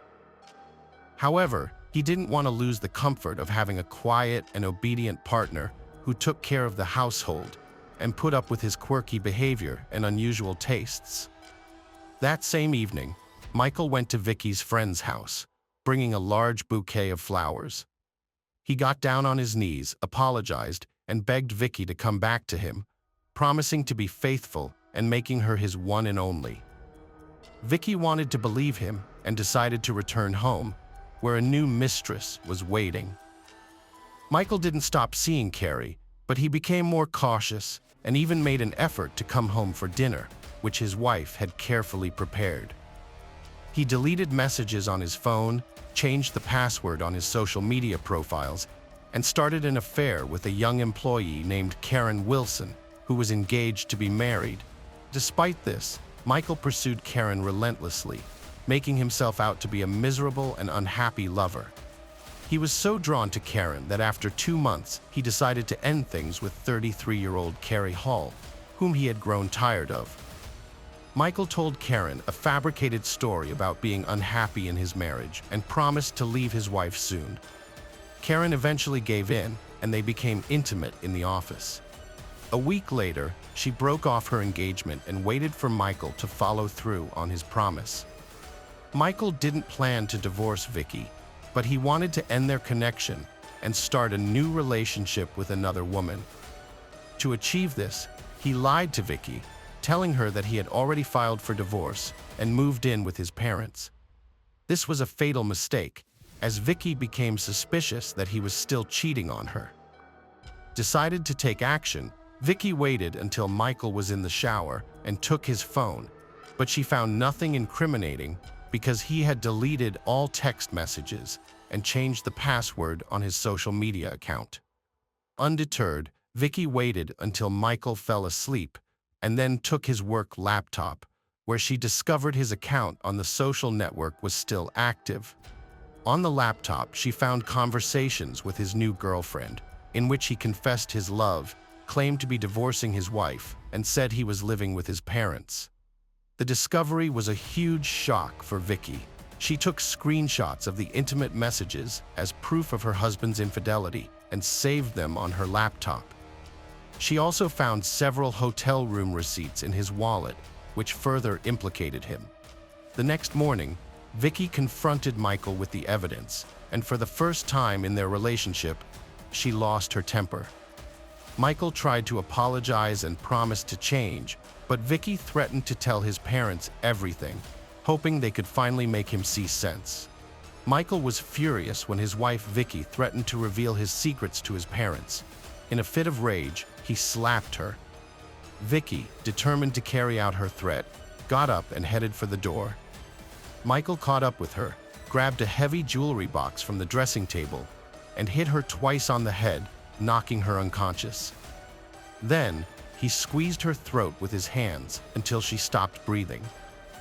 With no remorse, Michael wrapped Vicky's lifeless body in a blanket, packed it into several large garbage bags, and carried it to the garage.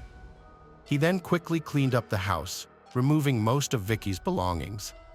After calling Karen, he invited her over and they had dinner, enjoying themselves in the same house where he had just murdered his wife. The next day, Michael ran off with Karen, leaving behind the scene of his crime. Michael told his parents that his wife had left him for another man. To convince them, he went to their home, cried on his mother's shoulder, and showed her messages on his wife's phone. But what he didn't reveal was that he had sent those messages himself, pretending to be his wife. The messages said that she had lost interest in him, met someone else, and wanted to live with this new person. Meanwhile, Michael also sent messages to his wife's parents from her phone, saying that she had fallen in love with someone else, left with him, and asked them not to contact her and give her space. The Smiths, concerned about their daughter Vicky, immediately tried to contact her, but their calls were consistently rejected. In response, they only received messages asking them to give her time, which seemed strange to them. They then decided to visit Michael's house to get some answers, but his story only raised more questions and doubts. When they discovered that Vicky had stopped showing up for work without warning, they became even more worried and decided to file a police report. On December 1, 2009, the police launched an investigation. It was discovered that Michael had purchased a shovel, rope, rags, and detergents from a hardware store that day, which seemed suspicious. However, he hadn't disposed of the body by the time the police arrived at his home. Although the police didn't find anything incriminating, Michael's behavior and story raised many questions. What was particularly striking was that they overlooked a large package in the corner of the garage. During the initial inspection of the marital home, no signs of the missing woman's clothes, documents, or personal belongings were found, suggesting that she might have voluntarily left. However, Vicky's laptop was discovered in the bedroom, and upon seizing it, the police found screenshots of Michael's conversations with his mistresses, which Vicky had saved. The police then requested a geolocation of Vicky's cell phone, which regularly received messages from her husband and relatives. The search revealed that the phone had been in the marital home the entire time. In a subsequent search of the Roberts home, law enforcement officials made a disturbing discovery in the garage. But just as they were processing this new evidence, Michael suddenly vanished from under their noses, taking a wallet with cash that allowed him to remain hidden for several days. Michael's money ran out, so he turned to one of his mistresses, Lavina T., asking to stay with her for a while. However, one evening, she heard on the news that Michael was wanted for murdering his wife.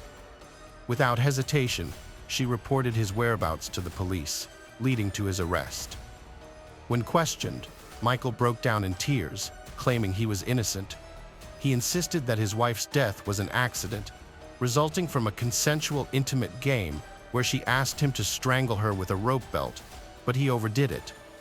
However, forensic experts uncovered contradictory evidence. The autopsy revealed that Michael's wife was strangled with bare hands, attacked from behind, and had 2 extensive hematomas on her head that occurred before her death, ruling out any connection to the alleged intimate game.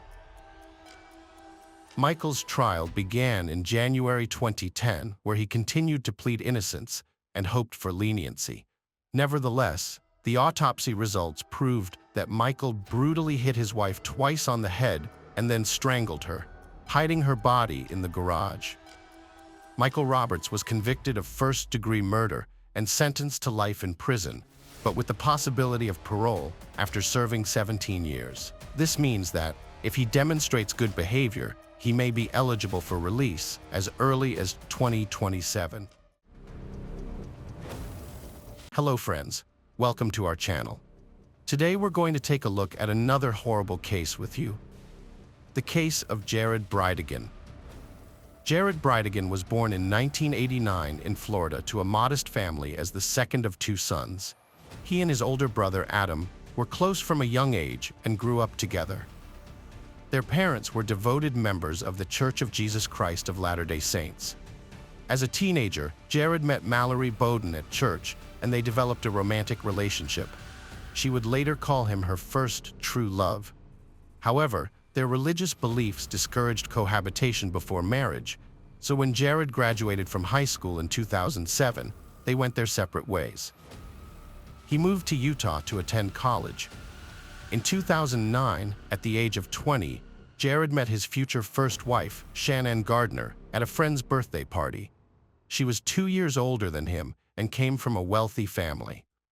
Shannon Gardner was born in 1987 to Starling and Shelley Gardner, founders of Stampin' Up!, a successful company that produced and sold craft items. By 2010, the family business, based in Salt Lake City, generated $100 million in annual revenue. Shannon's sister, Sarah, holds a management position in the company. As a member of a wealthy family, Shannon grew up with luxuries and never had to work as a chef, despite being trained in the profession. After meeting her partner, they got engaged just a few months later and married in a lavish ceremony in Salt Lake City in early 2010, with her family covering all expenses. Their religious beliefs, which discouraged cohabitation and long engagements, influenced their quick decision to marry.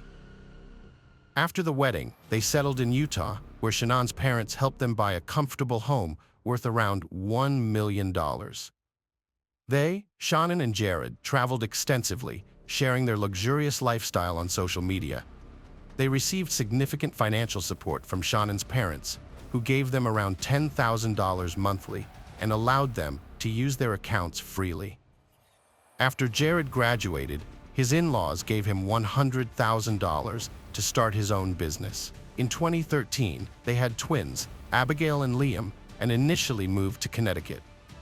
However, when Liam was diagnosed with a heart condition and lung issues, they relocated to Florida, following doctors' advice that the sea air would be beneficial for his health. They bought a comfortable 2-story home near the coast in Ponte Vedra Beach.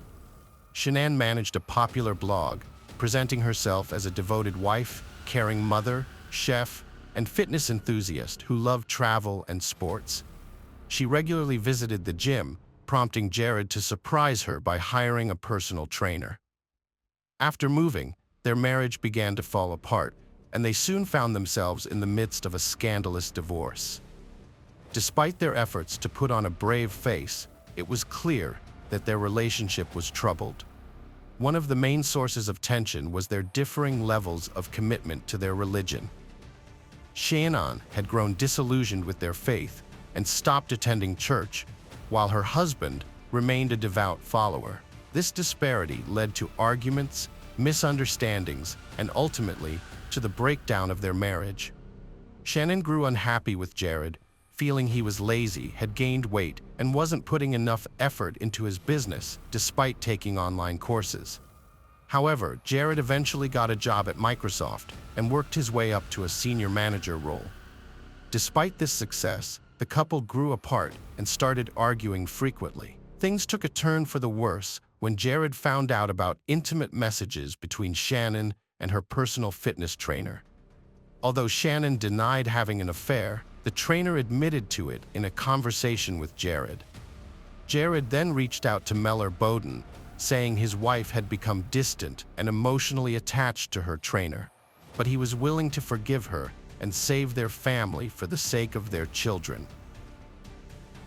In 2015, after almost 6 years of marriage, the couple started a bitter and dramatic divorce process. They fought over their shared assets and custody rights for their children, with Jared accusing Shannon of infidelity, which she denied, saying the marriage had simply lost its spark. Shannon retaliated by accusing Jared of being cruel and offensive. Shannon and Jared disagreed on how to divide their assets, including their home, cars, and bank accounts. Shannon claimed that most of what they had was given to her by her parents or purchased with their money, since Jared had only recently started working. Jared argued that he was entitled to at least half of their Florida home. The couple also disputed custody of their twins. Shannon accused Jared of trying to manipulate the children against her when he spent time with them, allegedly coaching them on what to say about her and recording their statements to use in court. In response, Jared accused Shannon of invading his privacy by installing hidden cameras in their home, tapping his phone calls, and tracking his movements with a GPS device in his car. Shannon sought full custody of the children and ownership of their seaside home. She claimed Jared threatened to use their children's trust funds for himself. Jared countered by accusing Shannon of tax evasion, alleging that she worked off the books at her parents' company and received large sums of money. After their divorce, Jared and Shannon continued to argue in court for nearly 7 years, despite having shared custody of their children. During this time, they both started new families and had more kids. Jared met Christina, a co-worker at Microsoft, in 2016. At first, their relationship was professional, but they eventually became romantically involved. Christina moved to Florida to be with Jared, and they got married in the fall of 2017. They had their first child, a daughter named Bexley, in February 2019, and their son London was born in August 2021. Shannon got married again in 2018 to Mario Fernandez, a real estate businessman who was 1 year younger than her. They had a son named Michael that same year. The family lived in the same house where Shannon used to live with her first husband, Jared, which was a point of contention during their court battles. Despite the new families, the conflicts between Jared and Shannon did not subside, and they continued to file lawsuits against each other with new demands. Jared wanted to restrict Mario's access to the twins when Shannon was not around, while he wanted his new wife, Christina, to play a bigger role in raising his older children. The last court hearing between Jared and Shannon, which took place 4 months before Jared's death, was extremely tense. They made more accusations against each other and fought over their property rights. Shannon claimed that Jared was preventing her from using the family's more comfortable vehicle to transport the children because he was more concerned with embarrassing her than with their convenience and safety. After the court granted Shannon exclusive rights to the larger vehicle and ordered Jared to pay her $600 in compensation, they established a routine for their children's care. As part of this agreement, Jared picked up their twins on Wednesdays for a family dinner, which often included their younger sister Bexley. Christina sometimes joined them, but after having her baby, London, she prioritized spending time with him and avoided leaving him with babysitters. On Wednesday, February 22, 2022, Jared followed this routine, taking the children to Coastal Cafe after picking them up. After dinner and a walk, he dropped the twins back at their mother's house and headed home, taking his usual 40-minute route. This route included a stretch of road without streetlights that was quite deserted. As he drove cautiously, aware of his 3-year-old daughter sleeping in her car seat, he encountered an unexpected obstacle around 9 p.m. when the sun had set. Suddenly, in the headlights, he spotted a tire lying in his lane. Jared stopped his car to move a tire that was in the road, so he turned on his hazard lights and got out of the vehicle. That's when someone started shooting at him. The attacker was very close and shot Jared multiple times with deadly accuracy before running away. Luckily, the child who was sleeping in the car was not hurt. A person who was nearby heard the shots and carefully approached the scene. They found Jared lying on the ground, bleeding badly. They immediately called the police and ambulance, but unfortunately, it was too late to save Jared. Christina, Jared's wife, had spoken to him just minutes before the attack. He told her he had just dropped off their kids and would be home in about 15 minutes. But when 30 minutes passed, then an hour, and Jared didn't come home, Christina started to worry. She tried calling him again, but this time a police officer answered and told her what had happened. The officer asked Christina to come to the police station in Jacksonville Beach right away. The investigation at the scene revealed that a tire on the road caused Jared's vehicle to stop. After getting out to remove the tire, he was shot. Fortunately, his 3-year-old daughter, who was sleeping in the car, was unharmed, suggesting she was not the shooter's target. The absence of stolen valuables, including a wallet with cash, phone, and tablet, ruled out robbery as a motive. When questioned about potential enemies, Christina mentioned Jared's first wife, Shannon, but declined to make accusations without solid evidence. Unfortunately, there was no surveillance footage due to the lack of cameras in the area. A witness reported hearing the shots, which broke the night's silence, followed by the sound of a vehicle speeding away, although nothing was visible in the darkness. Christina's hint that Shauna might be involved in the crime seemed reasonable at first, but detectives doubted she was directly responsible, given her strong alibi. She was at home with her husband, their twins, younger son, and visiting parents at the time of the incident. Instead, the police focused on reviewing nearby surveillance footage. The cameras showed an old dark blue Ford F-150 with brown trim entering the area about 15 minutes before the incident and reappearing a few minutes after the witness reported the shots. The police asked the public for help in identifying the suspicious vehicle. Jared's family made TV appeals, urging anyone with information, no matter how small, to come forward. The first suspect was arrested, but Shauna and her current husband Mario repeatedly denied any involvement in the murder when questioned by detectives. Shauna openly admitted that her relationship with her ex-husband was complex, but insisted she would never wish harm on the father of her children. In media interviews, she shared how her 9-year-old twins reacted to the news of their father's death. Abigail cried uncontrollably for hours, while Liam was in shock and remained silent for a long time. It's notable that neither Jared's ex-spouse nor his older children attended his funeral. This was because Christina had made it clear to Shanana that she was not welcome at the ceremony, and Shanana had countered that if she couldn't attend, the twins wouldn't go to the burial either. Almost a year after Mr. Brand's murder, the first suspect was finally arrested in January 2023. The police had been secretive about their investigation, only disclosing that it required significant resources and effort. However, their persistence paid off when the dark blue Ford F-150 was involved in an accident and fled the scene before the police arrived. This breakthrough led to an arrest. The police chief and city prosecutor announced that 62-year-old Henry Teenon, an unemployed man with a criminal record, had been charged with several crimes, including second-degree premeditated murder, participating in a conspiracy to commit murder, and setting up an ambush that obstructed the victim. Teenon, hoping to receive a lighter sentence, agreed to cooperate with law enforcement and provide information about the crime.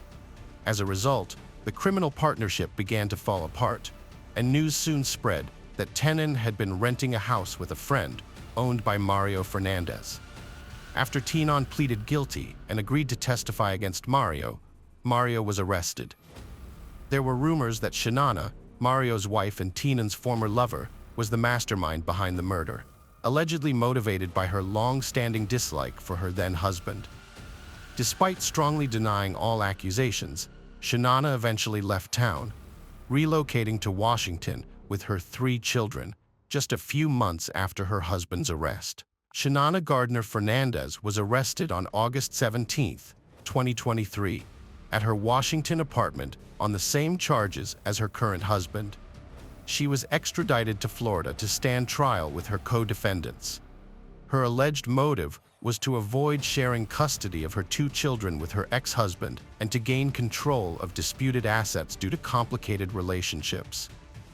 The legal case is ongoing, and all defendants are currently facing legal proceedings. Shanana's husband, Tenon, has pleaded guilty to all charges and is cooperating with the investigation in hopes of receiving a lighter sentence.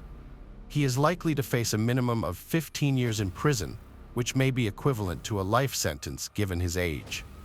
Mario Fernandez has partially admitted his guilt, but is refusing to testify against his wife, exercising his legal rights. Shanana Gardner Fernandez, however, denies all charges against her. Despite this, prosecutors are seeking the death penalty or life imprisonment without parole. Shanna's children are being taken care of by their grandparents, Starling and Shelley Gardner, as well as her sister, Sarah.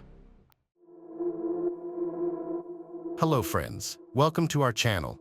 Today we're going to take a look at another horrible case with you, the case of Lily James. This is not a tale of star-crossed lovers. Have you ever observed how many exceptional, gifted, and generous souls depart this world prematurely? Some individuals, having scarcely entered their 3rd or 4th decade, abruptly leave this life. Frequently, there appeared to be no indications of imminent peril. They existed, labored, and envisioned the future just as others do. Nevertheless, misfortune, ailments, or criminal deeds disrupt the natural order, and thus, those who once exhibited immense potential, intelligence, and determination are now absent. In an endeavor to find comfort or due to a sense of powerlessness when confronted with the circumstances, it is often remarked that the heavens claim the finest. This very tragedy befell Jimmy and Peter James. Neither could have foreseen the dreadful trial that would ultimately lay their cherished daughter to rest. On October 26, 2023, around 4:30 a.m., the principal of St. Andrew's Cathedral School, located in central Sydney, sent out an email to all students' parents. It stated that the school would be closed until the end of the week due to a critical incident. 2 hours later, worried families received another notification.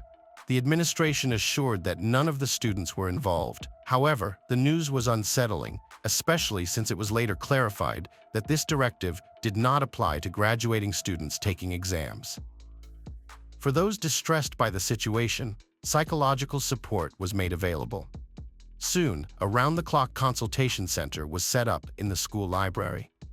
On Thursday and Friday, the school building and surrounding area were thoroughly searched by forensic teams. Access to the gym was restricted, and the adjacent shower area was slated for demolition soon. So, what terrible event had occurred within the school walls? Around midnight on October 25, 2023, the body of a 20-year-old woman was found. She had last been seen alive at 7 p.m. The water polo coach had entered the gym's shower and never came out. Surveillance cameras recorded someone following her around 8 p.m. The pursuer left alone and headed towards the school exit. The woman's parents were the first to raise an alarm about her disappearance.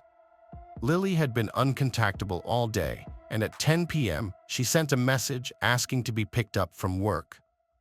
Fortunately, the police, already informed about the situation, took care of it instead. The night guard, making his rounds, witnessed a horrific scene. A woman lay in a pool of blood on the floor with a shattered head. After recovering from the initial shock, he called emergency services. Later, detectives invited a family friend for body identification. The woman's face was so disfigured that it was hard to recognize. After the news of her death reached the public, her home was filled with people, Friends, neighbors, and acquaintances came to support her grieving family. Local residents also expressed their sorrow and respect for the prematurely departed, continuously bringing flowers and toys, turning the area around the house into a memorial. Yet this mysterious death was not the only intrigue in this case. Another tragic loss. On October 27th at 8 a.m., just 11 miles from the scene of the first crime, the remains of a man were discovered. This grim find was made by vendors working nearby. The body was located on the rocks of Diamond Bay Reserve, close to Vaucluse, an eastern suburb of Sydney. After a call to the police, a rescue team was promptly assembled. The operation included a bomb squad, Marine Corps, and a rescue helicopter. At 3:30 p.m., the man's body was retrieved and taken to forensic experts for identification. Due to the injuries sustained from a high fall, visual inspection was not possible, so fingerprints were used for this purpose. At that time, experts suspected the identity of the man. However, confirmation was needed for certainty. Eventually, the man was identified as 24-year-old Paul, who was suspected in the crime against Lily James.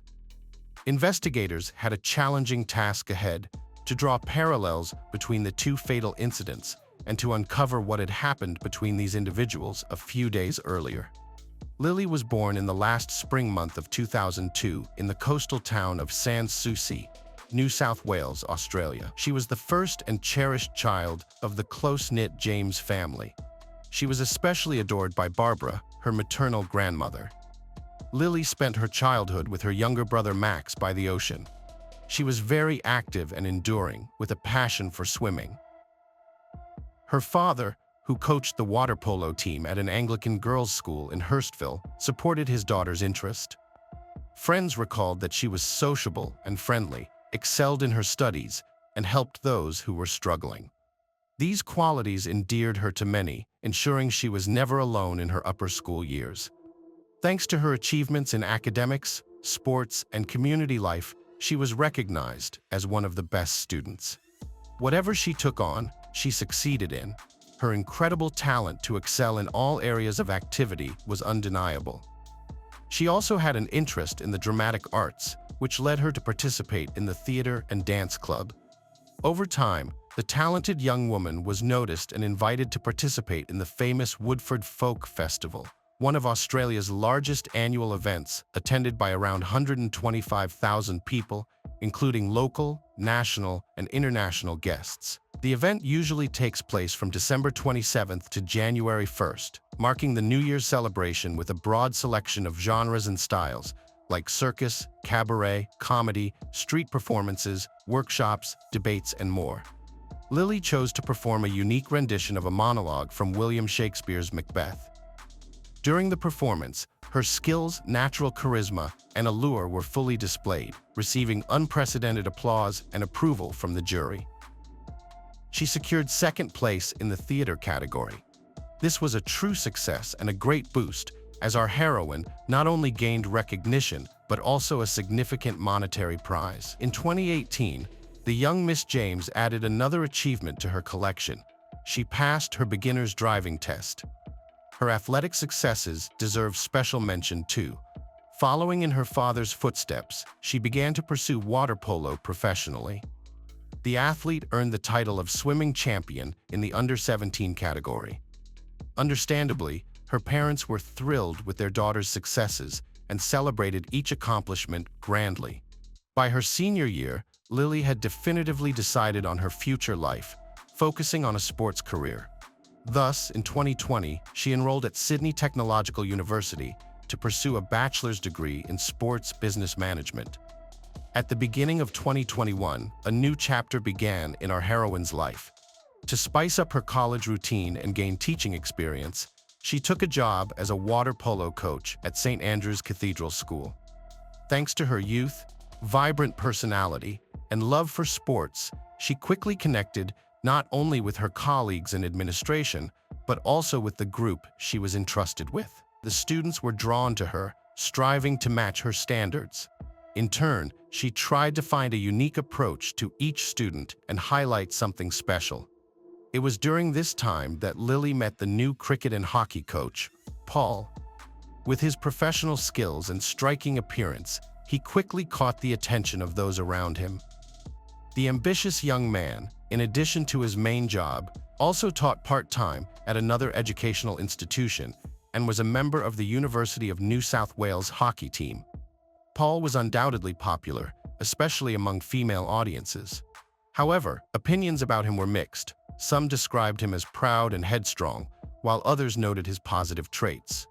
Initially, the interaction between Lily and Paul was friendly and limited to mutual greetings. However, it later developed into something more. Lily's friends shared that one day, the young man asked her out on a date. Given Paul's dazzling smile, it was hard for her to resist, and she agreed. The date made a strong impression on both, and they decided to meet again, unaware of whom she was becoming involved with. Lily, due to her own kindness and openness, fell in love. It seemed that Paul reciprocated her feelings. He showered her with compliments, gave her flowers, and organized evenings together. At that moment, the young couple agreed that no one at the school, especially the students, should know about their warm relationship. This was a requirement of the school's policy and Lily's personal beliefs. She never wanted her personal life to be public. Therefore, at work, the couple was cautious. However, over time, rumors began to spread. Initially, timid whispers turned into a full-blown public discussion. When Lily found out who had disclosed their relationship, she was deeply disappointed. It turned out that Paul had broken their agreement.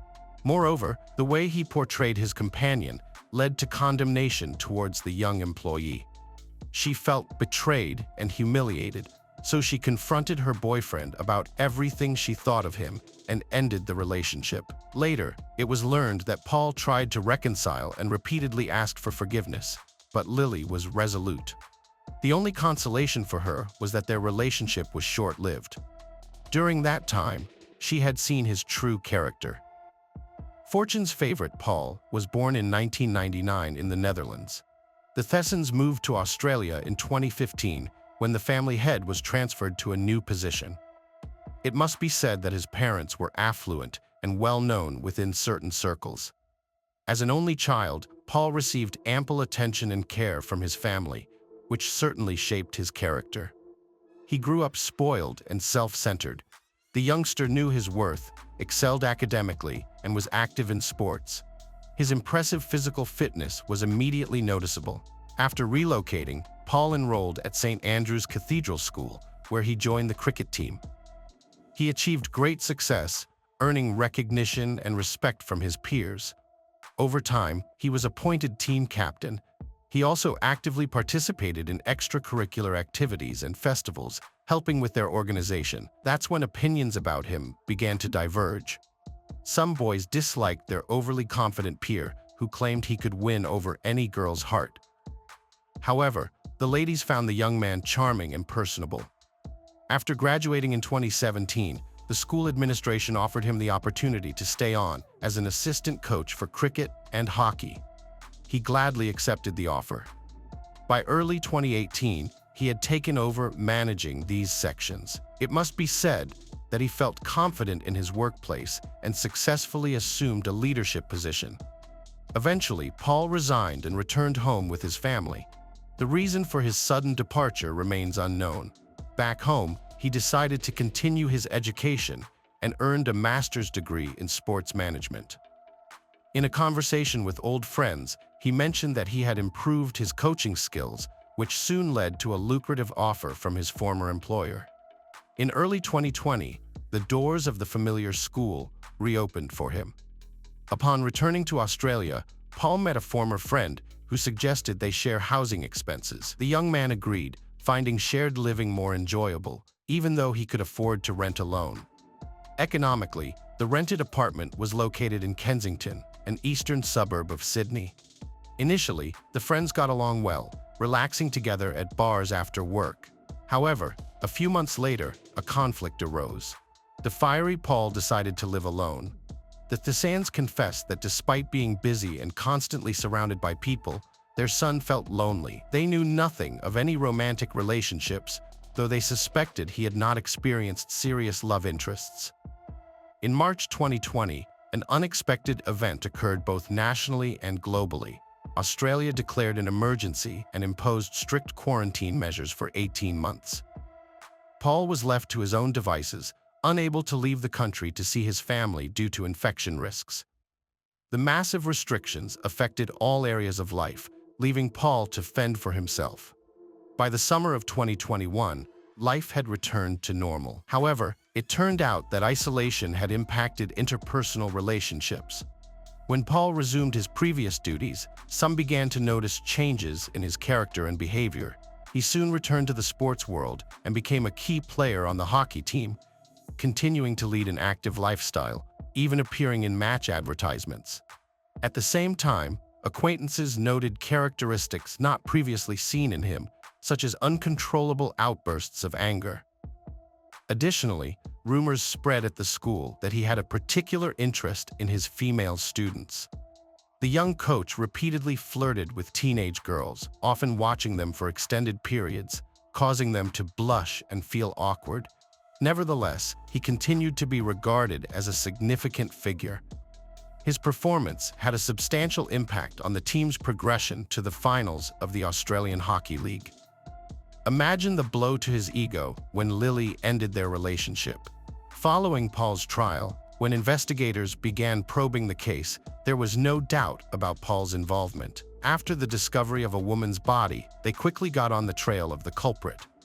Surveillance cameras, both inside and outside, played a significant role in this. The young man carelessly appeared on them. Several inquiries were also made to Lily and Paul's cell service provider. The police needed to determine his last known location, so they decided to track the suspect via GPS.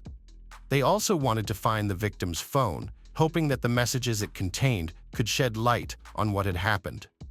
After some time, the locations of the devices were established. Furthermore, by reconstructing the sequence of events, it was discovered that Paul had bought a hammer at a hardware store a couple of days before the attack. Apparently, he was very angry with the girl and decided to confront her in this way, although her innocence in the situation seemed clear. The sequence of events unfolded as follows, leading to a tragic conclusion. On the morning of October 25th, Lily went to university and then to her job in the afternoon. At the same time, her ex-boyfriend rented a silver Lexus and drove to the school. Since he had no classes, he didn't enter the building but waited in the car instead. After all the students had left the building, the perpetrator walked to the gym. To avoid carrying the hammer openly, he hid it under his jacket. Once at the scene, Paul watched Lily's movements. After finishing her training, she decided to freshen up and headed to the shower. Seizing the moment when she was most vulnerable, the perpetrator followed her. An argument ensued, during which he attacked her and struck her head. Pathologists confirmed that her death was instantaneous. She did not suffer. After waiting an hour, the young man collected the girl's personal belongings in a backpack and left the building. Outside, he got into the car and drove to Diamond Bay, where he disposed of the weapon in a garbage container. Surveillance cameras recorded him at the reserve at 8:47 p.m. The last known location of Paul, tracked by investigators, was The Gap, a cliff at South Head in Vaucluse, an eastern suburb of Sydney. This spot is known for several reasons. It's not only popular with tourists, but also notorious for numerous suicides. Around 10 p.m., using Lily's phone, Paul sent a message to her parents, likely to lead to the discovery of the girl's body. Perhaps he regretted what had happened and hoped she could be helped, or he was simply informing her parents about their daughter's location. They were clearly worried, as indicated by dozens of calls made to the phone. An hour later, the young man made a brief emergency call but changed his mind and hung up. After that, he made a decision he had been contemplating for a long time. He stepped into the abyss and ended his life. Upon arriving at the cliff, police did not find the young man, but they did discover the personal belongings of the former lovers. A rented car was found parked nearby. Everything indicated that the young man was no longer alive. He might have been unable to cope with his guilt or unwilling to face the consequences of his actions. In any case, the first priority was to locate his body. On October 26th at 9 a.m., police helicopters and boats arrived at Vaucluse. The entire coastline was patrolled, and the area around the cliff at Diamond Bay was cordoned off. However, the first day of searching yielded no results. By chance, the young man's body was washed onto the rocks of the reserve the following day. After an autopsy and examination, Paul was officially declared responsible for Lily James' demise. However, it was impossible to hold him accountable, and the criminal case was closed. His body was later given to his parents, who decided not to repatriate him to the Netherlands, but to cremate him and scatter his ashes in Sydney. Lily's funeral took place on November 17, 2023, at her former school in Hurstville. About 500 people came to say goodbye to a beloved relative, friend, and coach. At that moment, grief united everyone. The school administration arranged a live broadcast of the ceremony. Notably, the girl's family asked attendees not to wear dark clothes, but instead to dress in bright colors, as they believed Lily would have wanted. She was lively, energetic, creative, and unique, so a somber outfit would hardly have suited her. Many warm and sincere words were spoken about her in response. The James family thanked everyone who had been with them during those difficult days for their support and help. At the entrance to the building, students and colleagues created a makeshift memorial in honor of their favorite. Flowers and farewell letters were placed next to it as a tribute and respect. The school's website published a video of Lily performing a monologue from Macbeth. After all the circumstances of the innocent girl's death were established, the school management sent another email to the students' parents. It apologized to everyone affected by the tragedy. The principal assured that the crime was completely unexpected and would not happen again. Understandably, many were concerned that a place where children should feel safe had become the epicenter of a brutal act. The administration urged everyone to see this as an isolated incident and to continue their education with renewed vigor. Later, a meeting was arranged with renowned forensic psychologist Tim Watson-Monroe, who has years of experience in analyzing the minds of both criminals and victims. He was asked to speak about what happened and to analyze Paul's behavior. The expert assured that Paul's actions were typical of individuals with inflated self-esteem who cannot accept rejection. He believed Paul committed the act not in a burst of emotion, but deliberately and coldly. He did what he wanted and showed no remorse. When asked why the young man ended his life, Mr. Watson-Monroe stated that the perpetrator wanted to avoid responsibility and shame. Overall, he described Paul as a narcissistic individual with psychopathic tendencies. He also noted that some likened the event to the finale of Shakespeare's famous tragedy, Romeo and Juliet.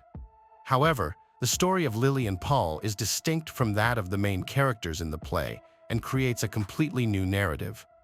Love has no room for pride and lies, much less deceit and betrayal.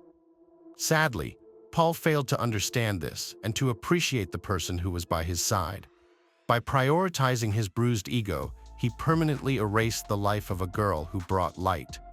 At the same time, he caused enduring suffering not only for Lily's parents, but also for his own loved ones. Unfortunately, for the nurturing care and attention he received, he repaid them with bitter regret.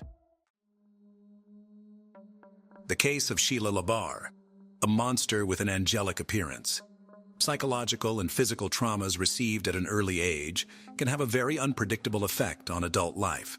Of course, far from always, they lead to the fact that a person becomes cruel and seeks to hurt others. But sometimes it is the trauma can give rise to a real monster. Criminal psychologist Adrian Raine believes that there are genetic and psychophysical mechanisms that can turn a person into a cold-blooded killer, about which he wrote in detail in his book, Anatomy of Violence. History knows a lot of serial criminals who had a truly hellish childhood, and perhaps to them can be attributed our heroine today, Sheila Labar.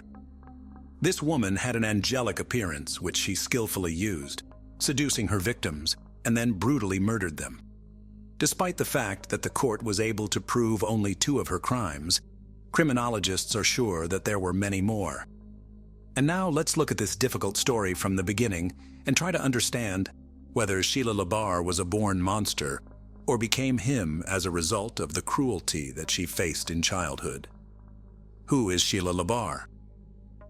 Sheila LaBarre was born in 1958, the 4th of July, in the small country town of Fort Payne, Alabama. She was the youngest of 3 children of her parents and was raised with her brother and sister Lynn. Her childhood was spent in a picturesque but rather secluded place, on a farm nestled among cornfields. According to the memories of Lynn's older sibling, Sheila was an active, inquisitive, and open-minded girl with a creative streak. She liked to be in the center of attention, had a good voice and cute appearance, so perhaps, if her life had turned out differently, she would have become a famous actress or singer. But instead of bright posters, her name decorated the pages of criminal chronicles. The unimaginable cruelty of her father. The head of the family, Manuel Bailey, for many years suffered from alcohol addiction, although it would be more accurate to say that his addiction suffered from his entire family. He often went on binges, turning into a real beast who enjoyed abusing his wife and children. He insulted and humiliated them, beat them with anything that came to hand, could throw everyone out in the middle of the night in a downpour or frost, and locked himself in the house, not letting anyone inside. Mothers, daughters, and sons often had to spend the night in a barn or in the open air in the field. One day, when Manuel was once again in a drunken rage, he began throwing dishes and other objects at his family members. The mother tried to cover the children as best she could, but one of the flower pots thrown by her husband hit her youngest daughter Sheila in the head. Sheila suffered a serious concussion and a lifelong scar on her temple, which she painstakingly covered with her hair. But not even the insults and beatings were the worst thing that the sisters had to endure in their parents' home. According to the memories of Sheila and Lynn, Manuel from an early age forcibly inclined them to intimacy. The mother may have been aware of what was going on, but the subject was never broached. However, despite the nightmare at home, Sheila did well enough in school. She dreamed of leaving the farm as soon as possible and go to conquer the big city. The girl was quite ambitious and determined. She passionately wanted to realize her childhood dream in life and become an actress or pop singer. And she had everything for this: charisma, bright appearance, and a beautiful voice, adulthood, first marriage. Barely Sheila was 18 years old. She left her parents' home, but adult life was not so joyful. To enter the university, she was not allowed to average score, and to move to the big city, she simply did not have the money. Then Sheila got a job as a maid in one of the hotels, where by that time her older sister was already working. It should be noted that Sheila had a slender figure and a very attractive appearance. She had big blue eyes, a charming smile, and a mop of thick long hair. She was surrounded by attention from men, and over time, she learned to use it and manipulate her suitors. In the late 70s, LaBarre, then Bailey, met a guy named Jonathan Baxter, and a romantic relationship began between them. Jonathan was not yet 20 years old at the time, but he already had a young daughter from a previous relationship. However, the child did not become a hindrance, and soon the couple got married. However, this marriage lasted only a few months and collapsed after Jonathan learned that the young wife abused his daughter while he disappeared at work. Sheila was frankly annoyed with the child, and she would raise her hand or lock her in a closet if she started crying or acting up. Jonathan did not organize scandals and listen to explanations. He just Strazoot filed for divorce and put his wife with his belongings outside his house. He never wanted to see or hear from her again. After the divorce, Sheila dated various men and mostly lived off them. But all these relationships were fleeting and lasted from a few weeks to a couple of months, until in the early 80s she met her future second husband, Ronnie Jennings. The tumultuous romance soon led to marriage, and Sheila took on a double last name, Bailey Jennings. It was an unhealthy relationship between two irascible and unstable people who regularly cheated on each other, scandalized, and even fought. Still, their marriage lasted more than 3 years. In 1984, after another family quarrel, Sheila demanded a divorce from her husband, but he refused her. In fact, Ronnie did not hold on to the relationship at all. He just wanted to piss off his wife and make her mad, and he succeeded. Sheila became hysterical, took a large number of drugs in front of her husband, drinking strong alcohol, and after this infernal cocktail, sat behind the wheel of the car and rushed down the road. Naturally, soon Sheila, under the influence of pills and alcohol, lost consciousness, flew off the road, and at high speed crashed into a tree. She miraculously survived, but suffered a massive head injury. She spent more than a week in a deep coma, and doctors made no prognosis. When Sheila finally regained consciousness and gradually recovered, she was transferred to a psychiatric hospital where she spent several months. She later complained to her sister that one of the orderlies was constantly harassing her and possibly taking advantage of her helpless state when she was heavily sedated. After all this, Sheila returned to her second husband's home, but began to behave not just aggressively, but threateningly toward him.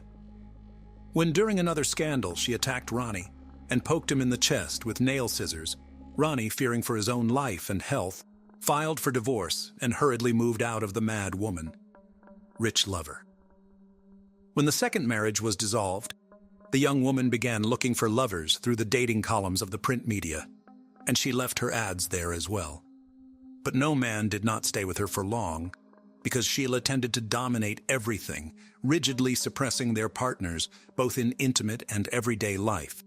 Soon the photo of an attractive girl in the dating section drew the attention of 60-year-old Wilfred Bill Labar.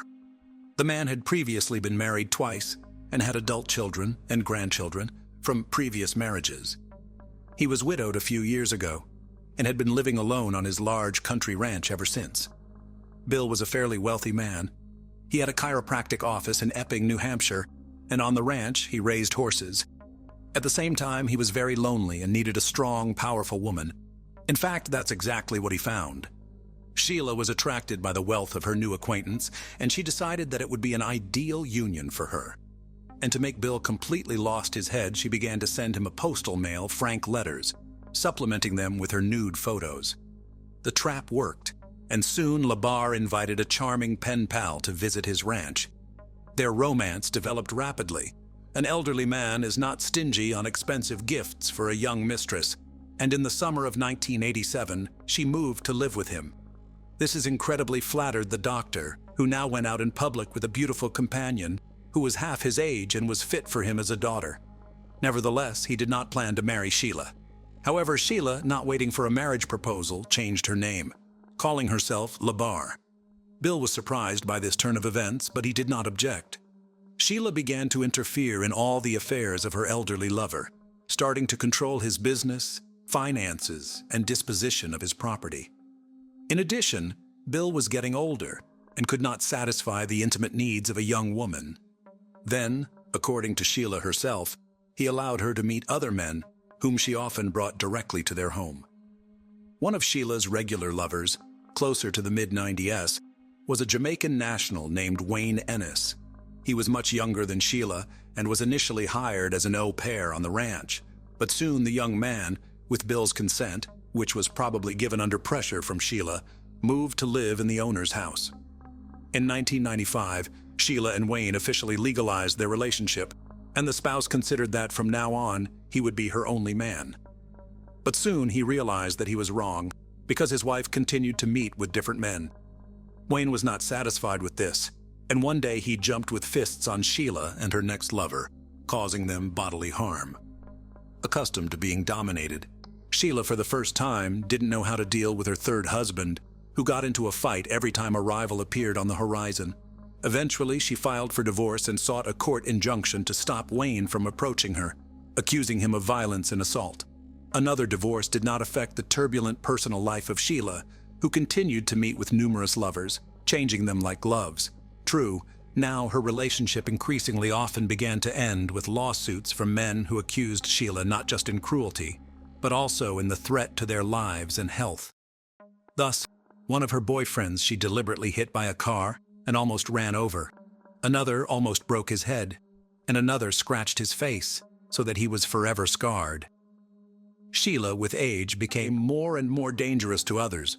From every man she demanded obedience, and in cases of disobedience, fell into a rage. In 2000, at the age of 74, Bill Labar died of heart failure. Although doctors and police officers did not see a criminal trail in the death of an elderly man, his family members were convinced that Sheila had something to do with it. In their opinion, She had been poisoning Bill little by little for years, and literally drove him into the light. Despite the fact that Bill and Sheila were never officially married, Sheila, according to the will, became the sole heiress of all his property. The relatives tried to challenge this through the courts, but never got anywhere. They are still convinced that the mistress forced Bill to write the will she wanted. House of Temptation. After Bill's death, as I have already mentioned, all his property came under Sheila's complete control. Now she no longer had to consider anyone's opinion. She could do whatever she wanted with the estate she had inherited. She herself called her home a place of seduction and pleasure, where there were no inhibitions. She met men on the streets, in bars, on the internet, lured them to her, and then tried to keep them on the ranch as long as possible. She didn't care about their age, skin color, or any physical appearance. She promised them unearthly pleasure, and then sought to suppress and subjugate them to her will. Sheila regularly tried to seduce couriers by meeting them in the nude and offering an alternative method of payment. But she didn't take into account the fact that she herself was not getting any younger and was nowhere near as attractive as she used to be. It got to the point where couriers simply refused to come to her address. Neighbors noticed that on the ranch La Barre constantly come different men, but some hurried to leave the place the same day. Others were delayed, but also for a short time. What was going on in the house itself could only be guessed at. Where had Michael DeLorge disappeared to? Soon, Sheila decided to look for lovers among men who were in dire need of housing, money, or those men who suffered from addiction. This category was the most vulnerable and proved to be an easy prey for the cunning woman, who everywhere posed as a widowed millionaire and talked about her untold wealth, inherited by her. In 2004, La Barre met on one of the city streets homeless man named Michael DeLodge. He was in a difficult life situation and lost literally everything because of addiction to illegal drugs. His relatives tried to send him to a rehabilitation clinic, but he ran away from there and has been loitering ever since.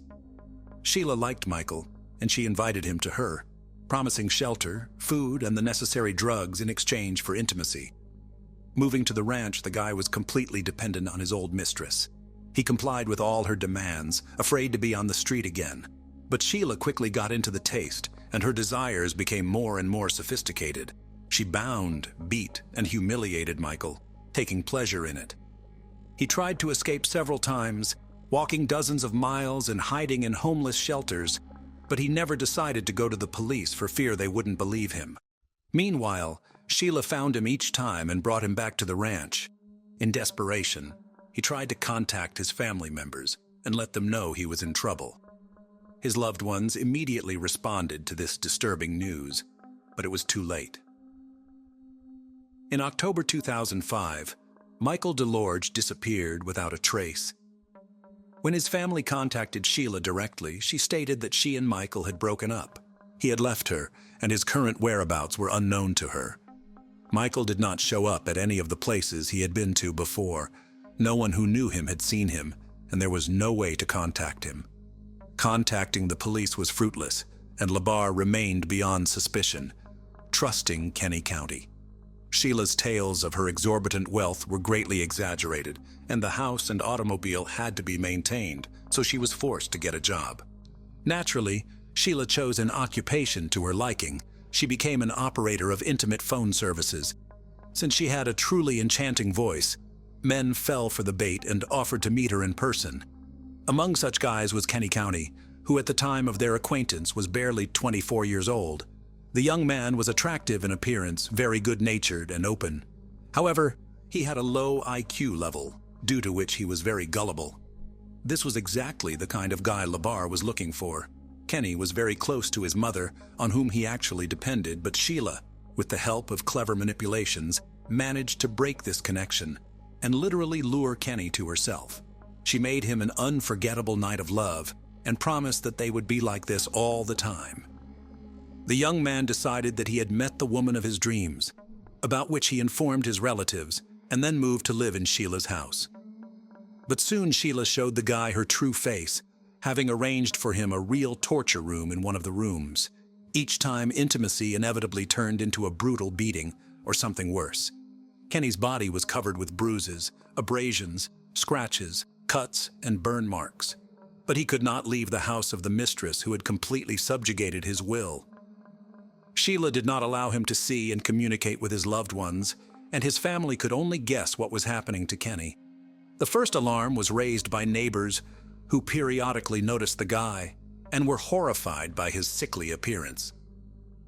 A few days before his disappearance, a local store clerk took a picture of the young man on her cell phone camera, and later this picture was attached to the case file in court. In the photo, Kenny's condition could be described as deplorable. He was very thin, there were huge bruises under his eye and on his cheek, and his nose was probably broken. Judging by the degree of healing, all these injuries had been inflicted at different times, which suggested that the guy had been brutally beaten for a long time. The contents of his cart were also alarming. He rolled 2 large canisters of fuel to the cash register, as it later turned out, for his own cremation.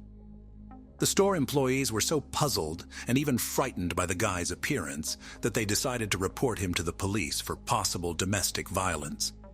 But this time, Sheila managed to get away with it, and they could not charge her with anything. Soon Kenny stopped contacting his family altogether, and when his worried mother arrived at Labar's house, the owner behaved aggressively and advised to leave Kenny alone. All subsequent attempts ended similarly, at which point Kenny County's family filed a missing persons report with the police, indicating that he may be being held forcibly at the country ranch, a home crematorium, and gruesome findings.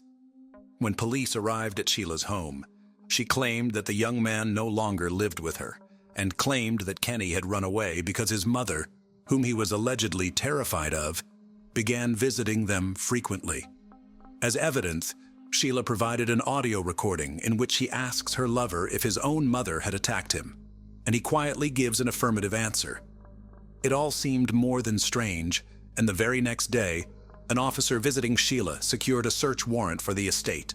Sheila had been on the police's radar many times before, and her name had been linked to another mysterious disappearance of a boyfriend. But over the years, Sheila had never been questioned, and her house and grounds had never been searched. When the police arrived, they did not find Labar at home, but they did see several fires burning near the outbuildings. The fires looked strange and were made of improvised materials, a mattress, fragments of wooden furniture, hay, etc., all doused with a flammable mixture. One of the bonfires had bones in it that clearly looked like human remains. The squad requested reinforcements in the form of forensic experts, reporting all the findings. But that turned out to be just the tip of the iceberg compared to what they discovered next. Almost all over the house were found poorly washed traces of blood. It was so much that it seemed as if there had been a real massacre. It turned out that the blood belonged to at least 3 different people. The bones smoldering in the fire belonged to the missing Kenny, and there were 2 empty fuel cans lying nearby, the same ones the boy had bought at the local store the day before. But that wasn't all. Also found on the property were the remains of Michael Delage, who had disappeared a few years earlier, and some fingers of some third guy who was never identified. Among other things, a large number of items belonging, judging by the size, to various men were fished out of the sump at the ranch, the fates of which have not been learned. The hostess herself was not at home at the time of the police visit. She had figured it out and gone on the run. Sheila hitchhiked to Boston, where she obviously hoped to get lost. Moreover, on the way, she seduced one of the drivers who gave her a ride, and he trustingly invited her to live in his house. However, the next day, having seen on TV news about the search for a dangerous criminal, the new lover himself called the police and reported that Sheila is now in his bed. It was there that she was arrested. During the search of Sheila's home, another frightening find was made, a box of videotapes. On the tapes, Kenny, Michael, and several other men confessed to horrific crimes, but judging by the guy's appearance and condition, they made these confessions under torture. Since Labar's arrest, her mental health has raised a lot of questions, so the court ordered the necessary evaluations. Sheila was found to have a delusional disorder, as well as signs of schizophrenia. She called herself an angel sent from heaven to protect children from rapists. It was Sheila's failing mental health that became the basis on which her attorney tried to build a defense. He called his client a profoundly sick person and tried to prove that she was not aware of her actions. The reason for this was the mental and physical trauma she had suffered as a child. The defendant herself claimed that many years ago, when she was in that terrible accident and found herself in a coma on the verge of death, she met with God, and the latter told her to cleanse the world of men who infringe on children. Sheila's ex-husbands and some of Sheila's lovers also spoke in court, who, in one voice, called her a crazy, unstable, and extremely violent woman. And Wayne Annis, the third husband, said that the ex-wife repeatedly persuaded him to kill Mr. Labar in order to seize his property. But despite the defense's attempts to convince the court that Sheila was insane and in need of treatment, it was proven that she was aware of her actions at the time of her crimes. She was found guilty in July 2008 and sentenced to life imprisonment without the possibility of ever being released. All of her appeals were rejected.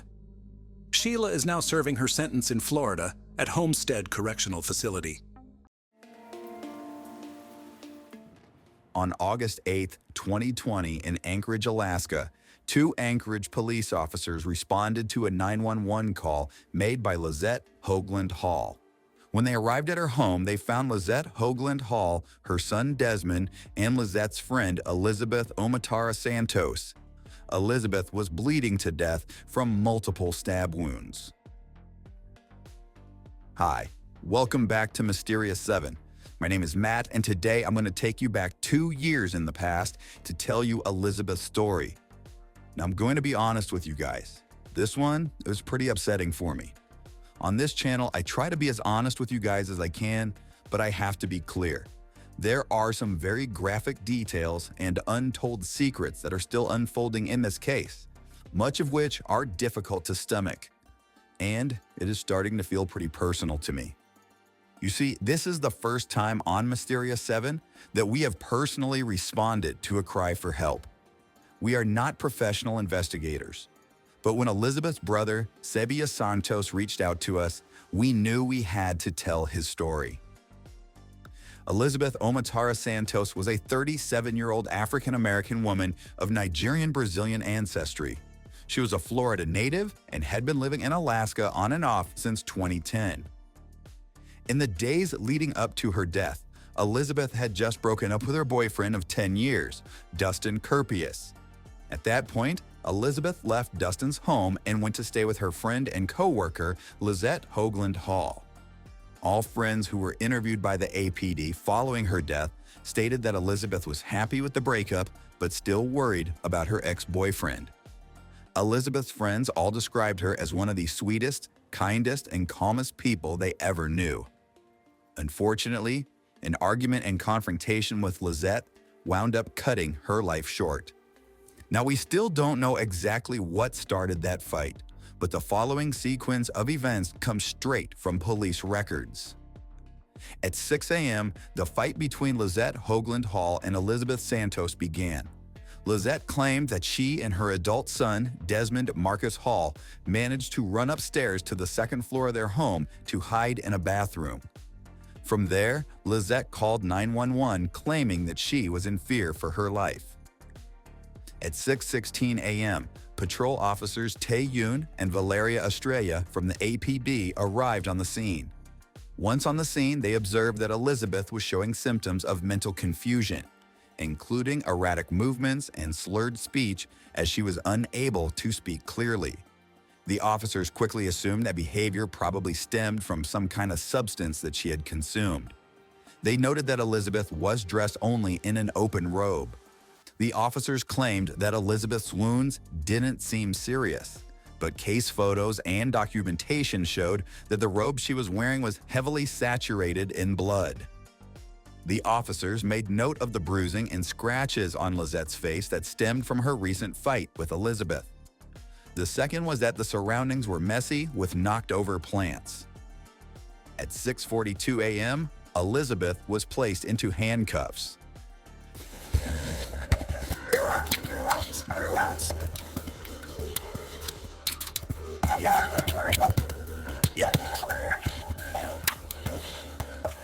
At 6:46 a.m., paramedics arrived and Elizabeth was placed in an ambulance. At 7:23 a.m., the paramedics officially began the transport to the hospital, 37 minutes after Elizabeth was placed inside. At 7:36 a.m., the ambulance reached the hospital and Elizabeth was rushed into emergency surgery. Reports mention that the surgeons were confused about the information they were given, especially considering the extent of the injuries and the extreme blood loss. At 7:56 a.m., the same two patrol officers, Ewan and Estrella, were dispatched and told to return to the scene to take Lizette and Desmond into custody. At 8:20 a.m., the same two officers finally returned to the scene of the crime. Minutes prior, Lizette had managed to somehow unlock Elizabeth's iPhone and call Elizabeth's sister Nikki in Miami. Nikki thought that it was Elizabeth calling, so imagine her utter shock and confusion when she heard a loud and belligerent woman yelling, "Your sister Elizabeth owes me money. She has some holes in her. Your sister owes me money. The paramedics left with her a while ago. She has holes in her. Elizabeth owes me some money. Wait, now the cops are back." That was how Elizabeth's family, all the way across the country in Miami, first found out about her life-threatening injuries. Lizette and Desmond were then driven to the police station in separate cars and interviewed in separate rooms.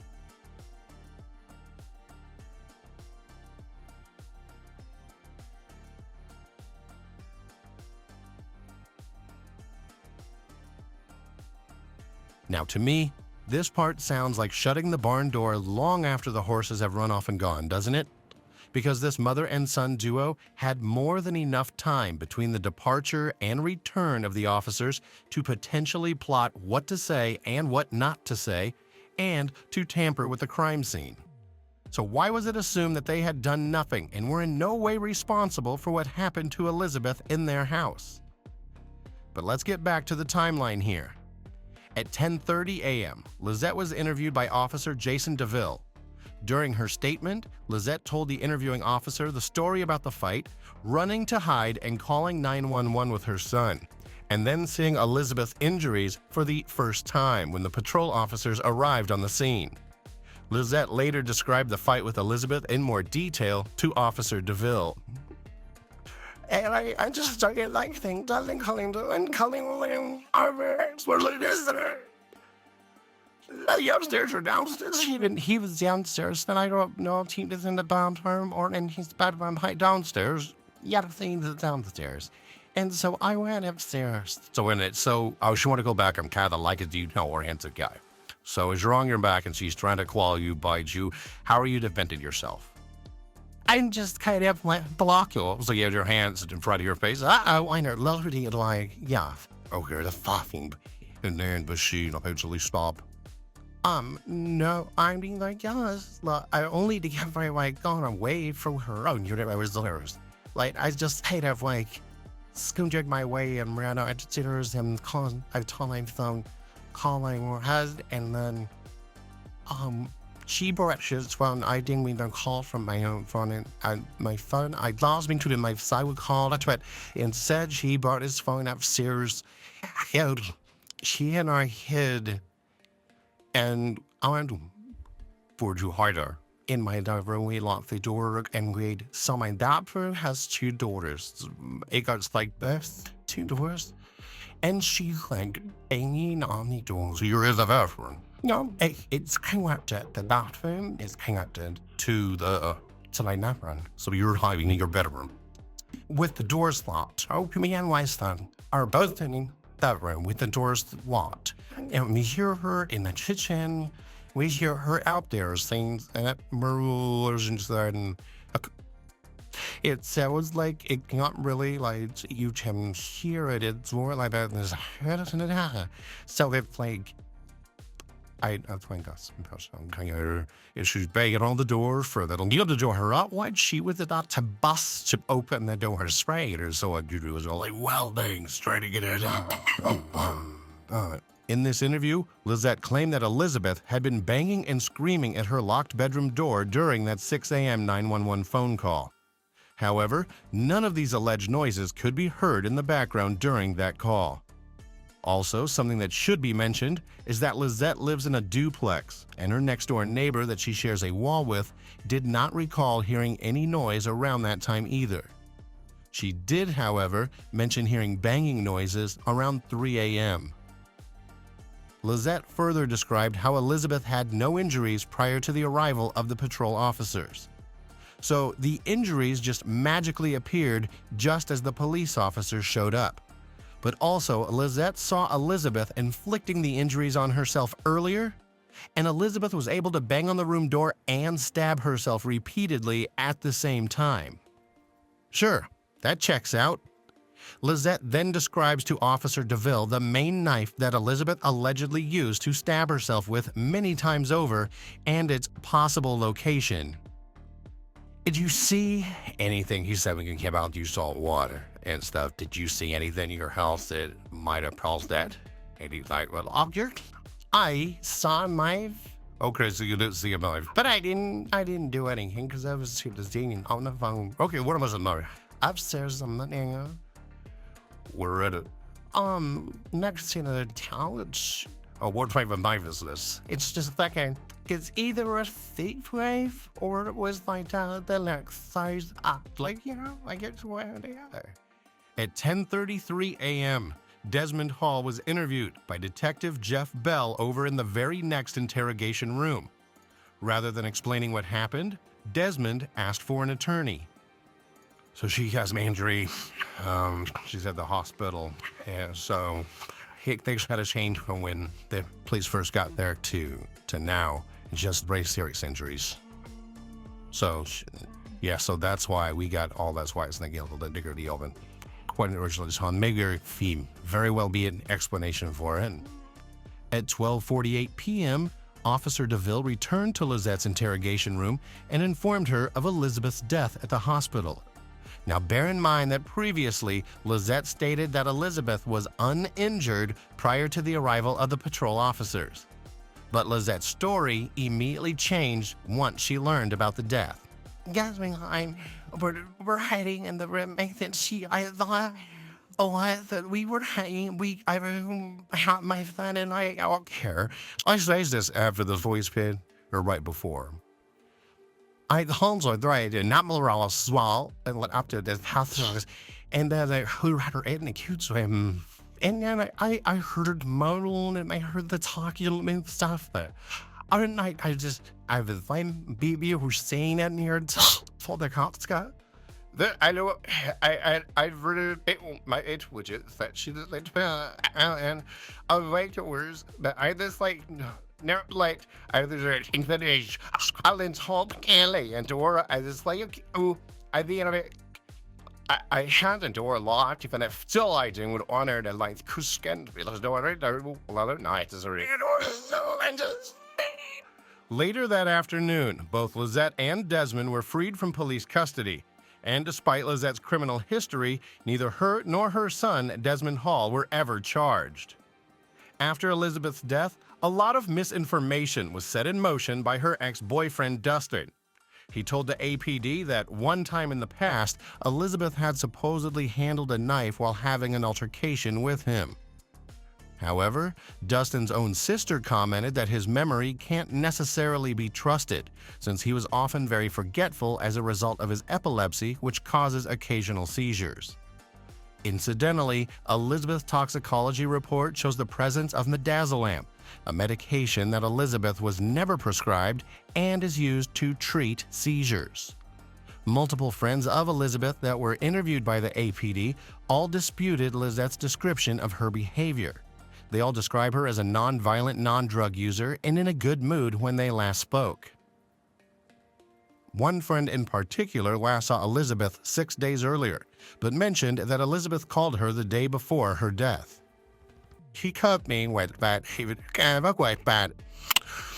That he was scared that like he was going to shoot her or something. The day of Elizabeth's death, Lizette began to tell people that she had watched Elizabeth stab herself repeatedly and slit her own throat. Detective Bell called another friend that Elizabeth attempted to contact a couple of hours before the stabbing, and Bell asked for his perspective. Additional audio evidence from that day has recently surfaced that was originally suppressed by the APD, which includes first-hand accounts of what Lizette's neighbors saw and heard that morning. She only said 2 sentences, but she kept on screaming. And all those screaming and just the loudest. Boy, she can hear someone put out like goes. Real loud. Perhaps the most compelling eyewitness statement came from a neighbor who, according to Google Earth, lives only 177 feet away from Lizette's home. So as the family continued to fight to get the case reopened, they found it even more disturbing in January of 2021 when they found out that many of Elizabeth's friends and associates in Anchorage had thrown a birthday party for her around that same time. But who throws a birthday party for someone who recently died brutally under extremely abnormal circumstances and then invites the main suspect? As you can see from these images, they clearly had a great time. One friend in attendance did tell the family that he showed up in support of Elizabeth's memory, but was quickly creeped out by the aura upon arrival and Lizette's presence. Is it even possible that the extremely weird and horrifyingly inappropriate birthday party was intended as some sort of celebration of Elizabeth's death instead of her life?